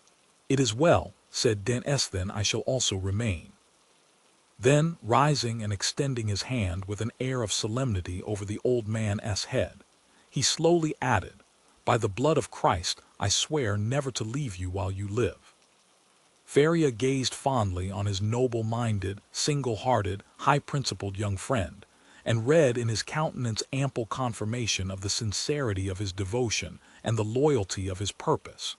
Thanks, murmured the invalid, extending one hand. I accept. You may one of these days reap the reward of your disinterested devotion.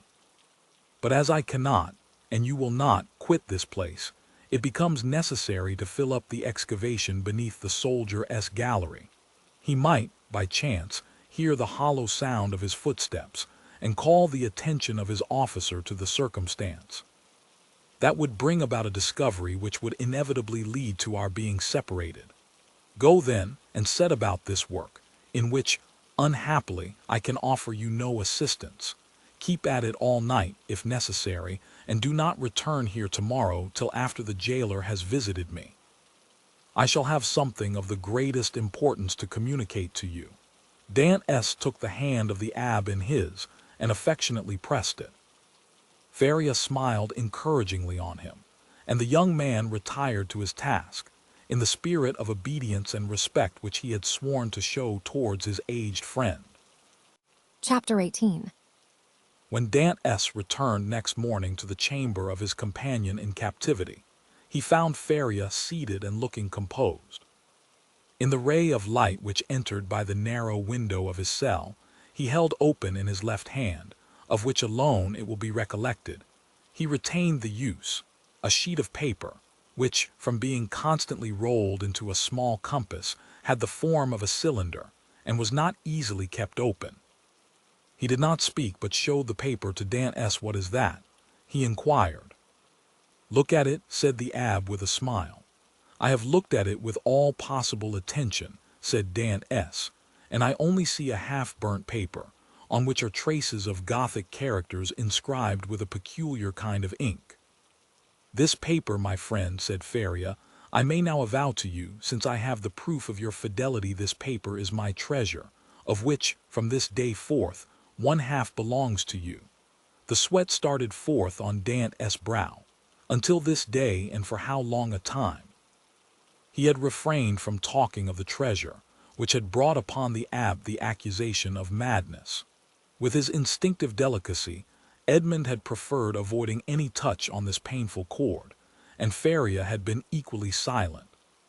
He had taken the silence of the old man for a return to reason, and now these few words uttered by Feria after so painful a crisis seemed to indicate a serious relapse into mental alienation. Your treasure, stammered Dantès. Feria smiled. "Yes," said he, "you have indeed a noble nature, Edmond, and I see by your paleness and agitation what is passing in your heart at this moment. No, be assured I am not mad. This treasure exists, Dantès, and if I have not been allowed to possess it, you will. Yes, you. No one would listen or believe me because everyone thought me mad. But you, who must know that I am not, listen to me, and believe me so afterwards if you will." "Alas," murmured Edmond to himself, "this is a terrible relapse. There was only this blow wanting." Then he said aloud, "My dear friend, your attack has, perhaps, fatigued you. Had you not better repose a while?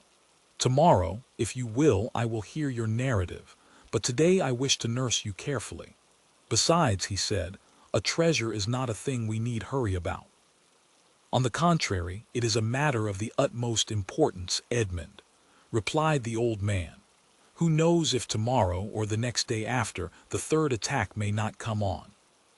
And then must not all be over? Yes, indeed, I have often thought with a bitter joy that these riches, which would make the wealth of a dozen families, will be forever lost to those men who persecute me. This idea was one of vengeance to me, and I tasted it slowly in the night of my dungeon and the despair of my captivity. But now I have forgiven the world for the love of you. Now that I see you, young and with a promising future, now that I think of all that may result to you in the good fortune of such a disclosure, I shudder at any delay, and tremble lest I should not assure to one as worthy as yourself the possession of so vast an amount of hidden wealth." Edmond turned away his head with a sigh. "You persist in your incredulity, Edmond," continued Feria. "My words have not convinced you. I see you require proofs. Well then, read this paper, which I have never shown to anyone." "Tomorrow, my dear friend," said Edmond, desirous of not yielding to the old man's madness. "I thought it was understood that we should not talk of that until tomorrow. Then we will not talk of it until tomorrow, but read this paper today." "I will not irritate him," thought Edmond, and taking the paper, of which half was wanting, having been burnt, no doubt, by some accident, he read, "This treasure, which may amount to 2 of Roman crowns in the most distant of the second opening WH, declare to belong to him alone, heir, 25th April, 149 well," said Feria, when the young man had finished reading it. "Why," replied Dantès, "I see nothing but broken lines and unconnected words, which are rendered illegible by fire." "Yes, to you, my friend, who read them for the first time, but not for me, who have grown pale over them by many nights' study, and have reconstructed every phrase, completed every thought. And do you believe you have discovered the hidden meaning? I am sure I have, and you shall judge for yourself, but first listen to the history of this paper." "Silence!" exclaimed Dantès. "Steps approach, I go adieu." And Dantès, happy to escape the history and explanation which would be sure to confirm his belief in his friend's mental instability, glided like a snake along the narrow passage, while Feria, restored by his alarm to a certain amount of activity, pushed the stone into place with his foot, and covered it with a mat in order the more effectually to avoid discovery. It was the governor, who, hearing of Feria's illness from the jailer, had come in person to see him. Feria sat up to receive him, avoiding all gestures in order that he might conceal from the governor the paralysis that had already half stricken him with death. His fear was lest the governor, touched with pity, might order him to be removed to better quarters, and thus separate him from his young companion. But fortunately this was not the case, and the governor left him, convinced that the poor madman, for whom in his heart he felt a kind of affection, was only troubled with a slight indisposition. During this time, Edmond, seated on his bed with his head in his hands, tried to collect his scattered thoughts. Feria, since their first acquaintance, had been on all points so rational and logical, so wonderfully sagacious, in fact, that he could not understand how so much wisdom on all points could be allied with madness. Was Feria deceived as to his treasure, or was all the world deceived as to Feria? Dantès remained in his cell all day, not daring to return to his friend, thinking thus to defer the moment when he should be convinced, once for all, that the abbé was mad. Such a conviction would be so terrible. But towards the evening, after the hour for the customary visit had gone by, Faria, not seeing the young man appear, tried to move and get over the distance which separated them. Edmond shuddered when he heard the painful efforts which the old man made to drag himself along. His leg was inert, and he could no longer make use of one arm. Edmond was obliged to assist him, for otherwise he would not have been able to enter by the small aperture which led to Dantès' chamber. "Here I am, pursuing you remorselessly," he said with a benignant smile. "You thought to escape my munificence, but it is in vain. Listen to me." Edmond saw there was no escape, and placing the old man on his bed, he seated himself on the stool beside him. "You know," said the abbé, "that I was the secretary and intimate friend of Cardinal Spada, the last of the princes of that name. I owe to this worthy lord all the happiness I ever knew. He was not rich, although the wealth of his family had passed into a proverb, and I heard the phrase very often, as rich as a Spada. But he, like public rumor, lived on this reputation for wealth. His palace was my paradise. I was tutor to his nephews, who are dead, and when he was alone in the world, I tried by absolute devotion to his will to make up to him all he had done for me during 10 years of unremitting kindness. The Cardinal's house had no secrets for me. I had often seen my noble patron annotating ancient volumes, and eagerly searching amongst dusty family manuscripts. One day when I was reproaching him for his unavailing searches, and deploring the prostration of mind that followed them, he looked at me, and smiling bitterly, opened a volume relating to the history of the city of Rome. There, in the 20th chapter of the life of Pope Alexander VI, were the following lines, which I can never forget. The great wars of Romagna had ended. Caesar Borgia, who had completed his conquest, had need of money to purchase all Italy. The Pope had also need of money to bring matters to an end, with Louis XII, King of France, who was formidable still in spite of his recent reverses, and it was necessary, therefore, to have recourse to some profitable scheme, which was a matter of great difficulty in the impoverished condition of exhausted Italy. His Holiness had an idea. He determined to make 2 cardinals.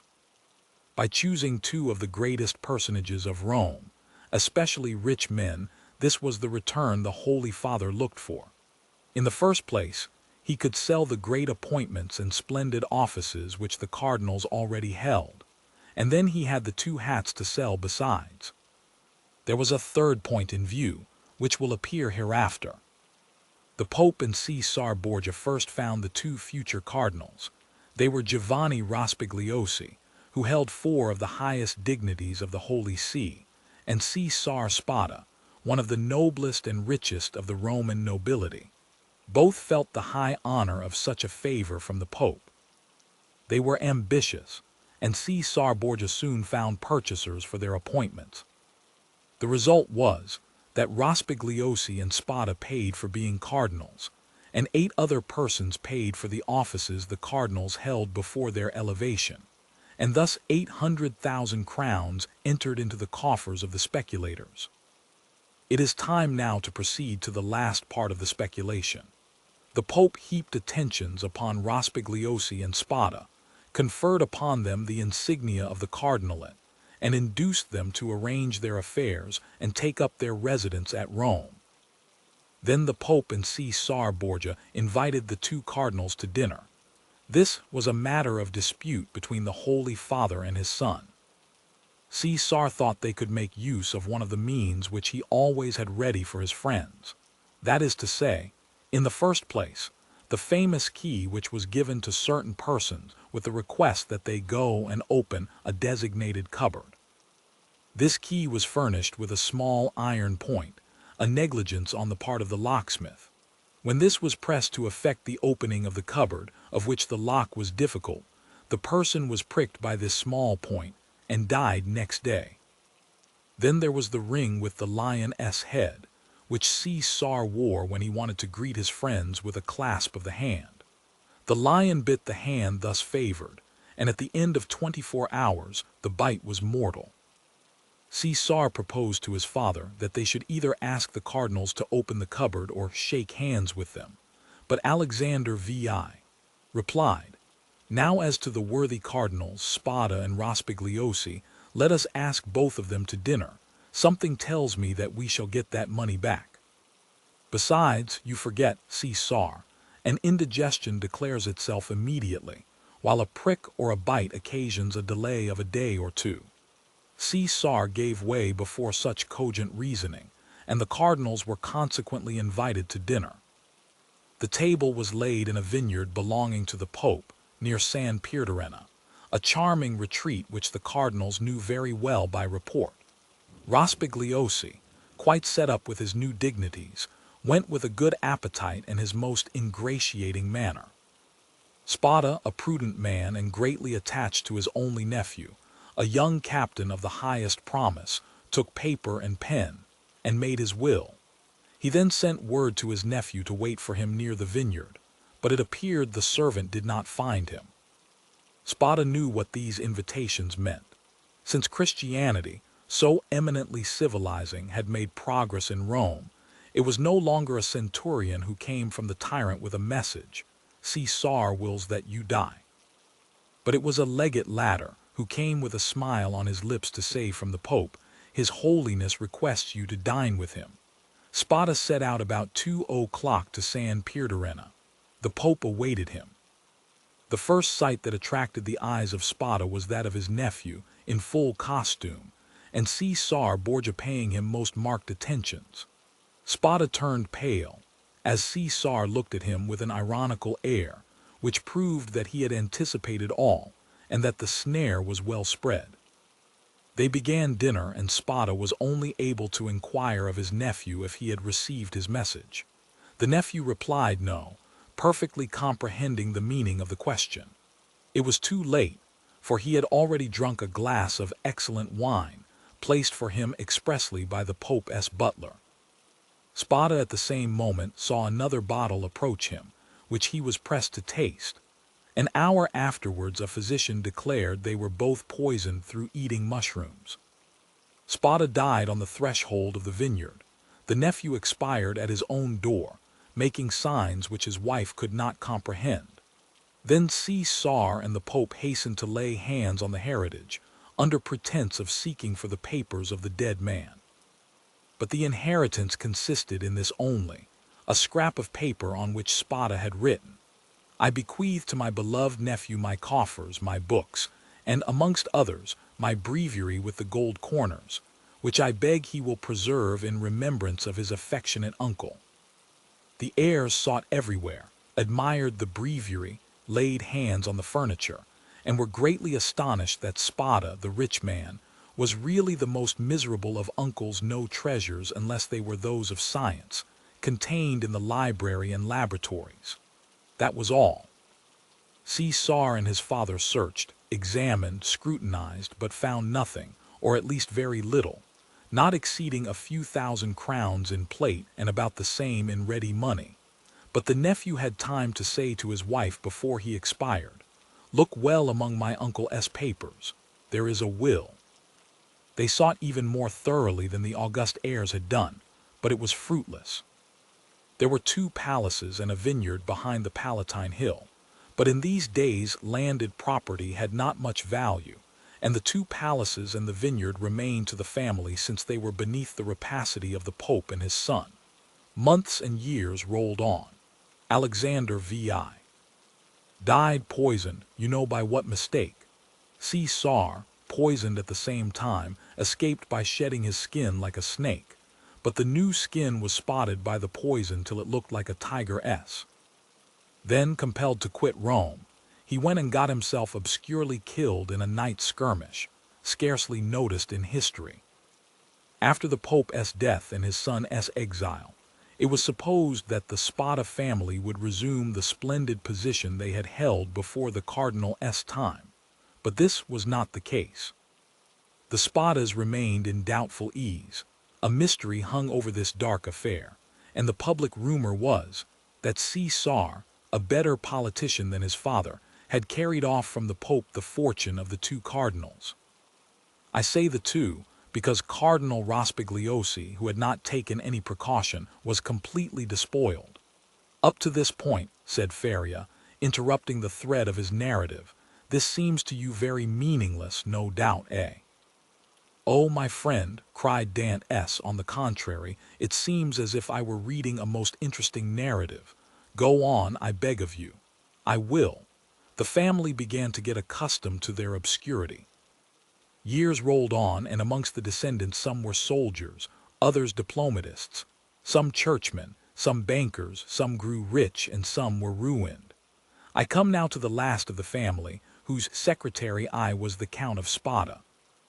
I had often heard him complain of the disproportion of his rank with his fortune, and I advised him to invest all he had in an annuity.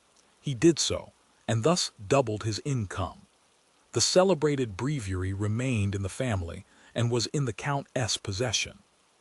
It had been handed down from father to son, for the singular clause of the only will that had been found had caused it to be regarded as a genuine relic, preserved in the family with superstitious veneration.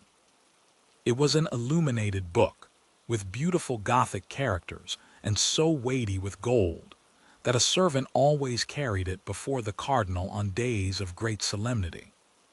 At the sight of papers of all sorts, titles, contracts, parchments, which were kept in the archives of the family, all descending from the poisoned cardinal, I in my turn examined the immense bundles of documents, like 20 servitors, stewards, secretaries before me. But in spite of the most exhaustive researches, I found nothing. Yet I had even written a precise history of the Borgia family, for the sole purpose of assuring myself whether any increase of fortune had occurred to them on the death of the Cardinal Caesar Spada, but could only trace the acquisition of the property of the Cardinal Rospigliosi, his companion in misfortune. I was then almost assured that the inheritance had neither profited the Borgias nor the family, but had remained unpossessed like the treasures of the Arabian Nights, which slept in the bosom of the earth under the eyes of the genie. I searched, ransacked, counted, calculated 1,000 and 1,000 times the income and expenditure of the family for 300 years. It was useless. I remained in my ignorance, and the Count of Spada in his poverty. My patron died. He had reserved from his annuity his family papers, his library composed of 5,000 volumes, and his famous breviary. All these he bequeathed to me, with 1,000 Roman crowns, which he had in ready money, on condition that I would have anniversary masses said for the repose of his soul, and that I would draw up a genealogical tree and history of his house. All this I did scrupulously. Be easy, my dear Edmond, we are near the conclusion. In 1807, a month before I was arrested, and a fortnight after the death of the Count of Spada, on the 25th of December, you will see presently how the date became fixed in my memory, I was reading, for the 1,000th time, the papers I was arranging, for the palace was sold to a stranger, and I was going to leave Rome and settle at Florence, intending to take with me 12,000 francs I possessed, my library, and the famous breviary when, tired with my constant labor at the same thing, and overcome by a heavy dinner I had eaten, my head dropped on my hands, and I fell asleep about 3 o'clock in the afternoon. I awoke as the clock was striking 6. I raised my head. I was in utter darkness. I rang for a light, but as no one came, I determined to find one for myself. It was indeed but anticipating the simple manners which I should soon be under the necessity of adopting. I took a wax candle in one hand, and with the other groped about for a piece of paper, my matchbox being empty, with which I proposed to get a light from the small flame still playing on the embers. Fearing, however, to make use of any valuable piece of paper, I hesitated for a moment, then recollected that I had seen in the famous breviary, which was on the table beside me, an old paper quite yellow with age, and which had served as a marker for centuries, kept there by the request of the heirs. I felt for it, found it, twisted it up together, and putting it into the expiring flame, set light to it. But beneath my fingers, as if by magic in proportion as the fire ascended, I saw yellowish characters appear on the paper. I grasped it in my hand, put out the flame as quickly as I could, lighted my taper in the fire itself, and opened the crumpled paper with inexpressible emotion, recognizing when I had done so that these characters had been traced in mysterious and sympathetic ink, only appearing when exposed to the fire. Nearly 1/3 of the paper had been consumed by the flame. It was that paper you read this morning. Read it again, Dantès, and then I will complete for you the incomplete words and unconnected sense. Feria, with an air of triumph, offered the paper to Dantès, who this time read the following words, traced with an ink of a reddish color resembling rust. This 25th day of April, 1498 B.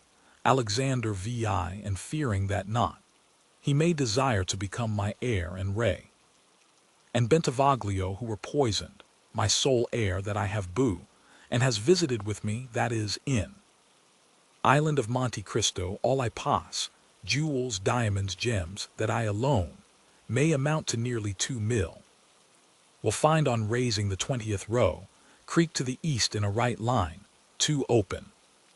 In these caves the treasure is in the furthest, which treasure I bequeath and leave in, as my sole heir. 25th April, 1498, CS. And now, said the abbé, read this other paper, and he presented to Dantès a second leaf with fragments of lines written on it, which Edmond read as follows. Being invited to dine by his holiness, content with making me pay for my hat, serves for me the fate of Cardinals Caprara, I declare to my nephew Guido Spada, ride in a place he knows, the caves of the small, essayed of ingots, gold, money, know of the existence of this treasure which, lions of Roman crowns, in which he, CK from the small, ings have been made, Engli in the second, tire to him, our Spada. Feria followed him with an excited look, and now, he said, when he saw that Dantès had read the last line, put the 2 fragments together, and judge for yourself. Dantès obeyed, and the conjointed pieces gave the following. This 25th day of April, 1498 B, being invited to dine by his holiness Alexander VI, and fearing that not, content with making me pay for my hat, he may desire to become my heir, and Ray serves for me the fate of Cardinals Caprara and Bentivoglio, who were poisoned. I declare to my nephew Guido Spada, my sole heir, that I have boo, ride in a place he knows and has visited with me, that is, in the caves of the small island of Monte Cristo, all I pass, essayed of ingots, gold, money, jewels, diamonds, gems, that I alone know of the existence of this treasure, which may amount to nearly 2 mil, lions of Roman crowns, and which he will find on raising the 20th row, CK from the small creek to the east in a right line. 2 open. Ings have been made in these caves, the treasure is in the furthest, Engli in the second, which treasure I bequeath and leave in, tire to him as my sole heir. 25th April, 1498, CS, our Spada. Well, do you comprehend now? Inquired Feria.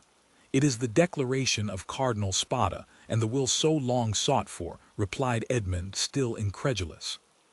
Yes, 1,000 times yes, and who completed it as it now is? I did. Aided by the remaining fragment, I guessed the rest, measuring the length of the lines by those of the paper, and divining the hidden meaning by means of what was in part revealed, as we are guided in a cavern by the small ray of light above us. And what did you do when you arrived at this conclusion? I resolved to set out, and did set out at that very instant, carrying with me the beginning of my great work, the unity of the Italian kingdom. But for some time the imperial police, who at this period, quite contrary to what Napoleon desired so soon as he had a son born to him, wished for a partition of provinces, had their eyes on me, and my hasty departure, the cause of which they were unable to guess, having aroused their suspicions, I was arrested at the very moment I was leaving Piombino. Now, continued Feria, addressing Dantès with an almost paternal expression, now, my dear fellow, You know as much as I do myself. If we ever escape together, half this treasure is yours. If I die here and you escape alone, the whole belongs to you. But, inquired Dantès hesitating, has this treasure no more legitimate possessor in the world than ourselves? No, no, be easy on that score. The family is extinct. The last Count of Spada, moreover, made me his heir. Bequeathing to me this symbolic breviary, he bequeathed to me all it contained. No, no, make your mind satisfied on that point. If we lay hands on this fortune, we may enjoy it without remorse. And you say this treasure amounts to 2 millions of Roman crowns, nearly 13 millions of our money. Impossible, said Dantès, staggered at the enormous amount. Impossible, and why? Asked the old man. The Spada family was one of the oldest and most powerful families of the 15th century, and in those times, when other opportunities for investment were wanting, such accumulations of gold and jewels were by no means rare. There are at this day Roman families perishing of hunger, though possessed of nearly 1 million in diamonds and jewels, handed down by entail, and which they cannot touch. Edmond thought he was in a dream. He wavered between incredulity and joy. I have only kept this secret so long from you, continued Faria, that I might test your character, and then surprise you. Had we escaped before my attack of catalepsy, I should have conducted you to Monte Cristo. Now, he added with a sigh, it is you who will conduct me thither. Well, Dantès, you do not thank me. This treasure belongs to you, my dear friend, replied Dantès, and to you only. I have no right to it. I am no relation of yours. You are my son, Dantès, exclaimed the old man. You are the child of my captivity. My profession condemns me to celibacy. God has sent you to me to console, at one and the same time, the man who could not be a father and the prisoner who could not get free. And Faria extended the arm of which alone the use remained to him to the young man, who threw himself upon his neck and wept. Will the weight of secrets shatter the soul, or will courage rise to meet the shadows? Can hope endure in a world cloaked in deception and despair? Discover the answers in next week's chapter. Join us Tuesday on Raining Book. Subscribe and tap the bell to follow every heart-pounding twist of fate and resilience. Tell us below, whose journey captivates you most? The steadfast hero forging a path through chaos, the enigmatic figure pulling strings from the shadows, or the quiet souls seeking light amidst darkness? Every like, comment, or share fuels our mission to bring stories as gripping and unforgettable as Dumas' masterpiece. Until then, keep your imagination alive for whispered plots and grand revelations. Happy listening.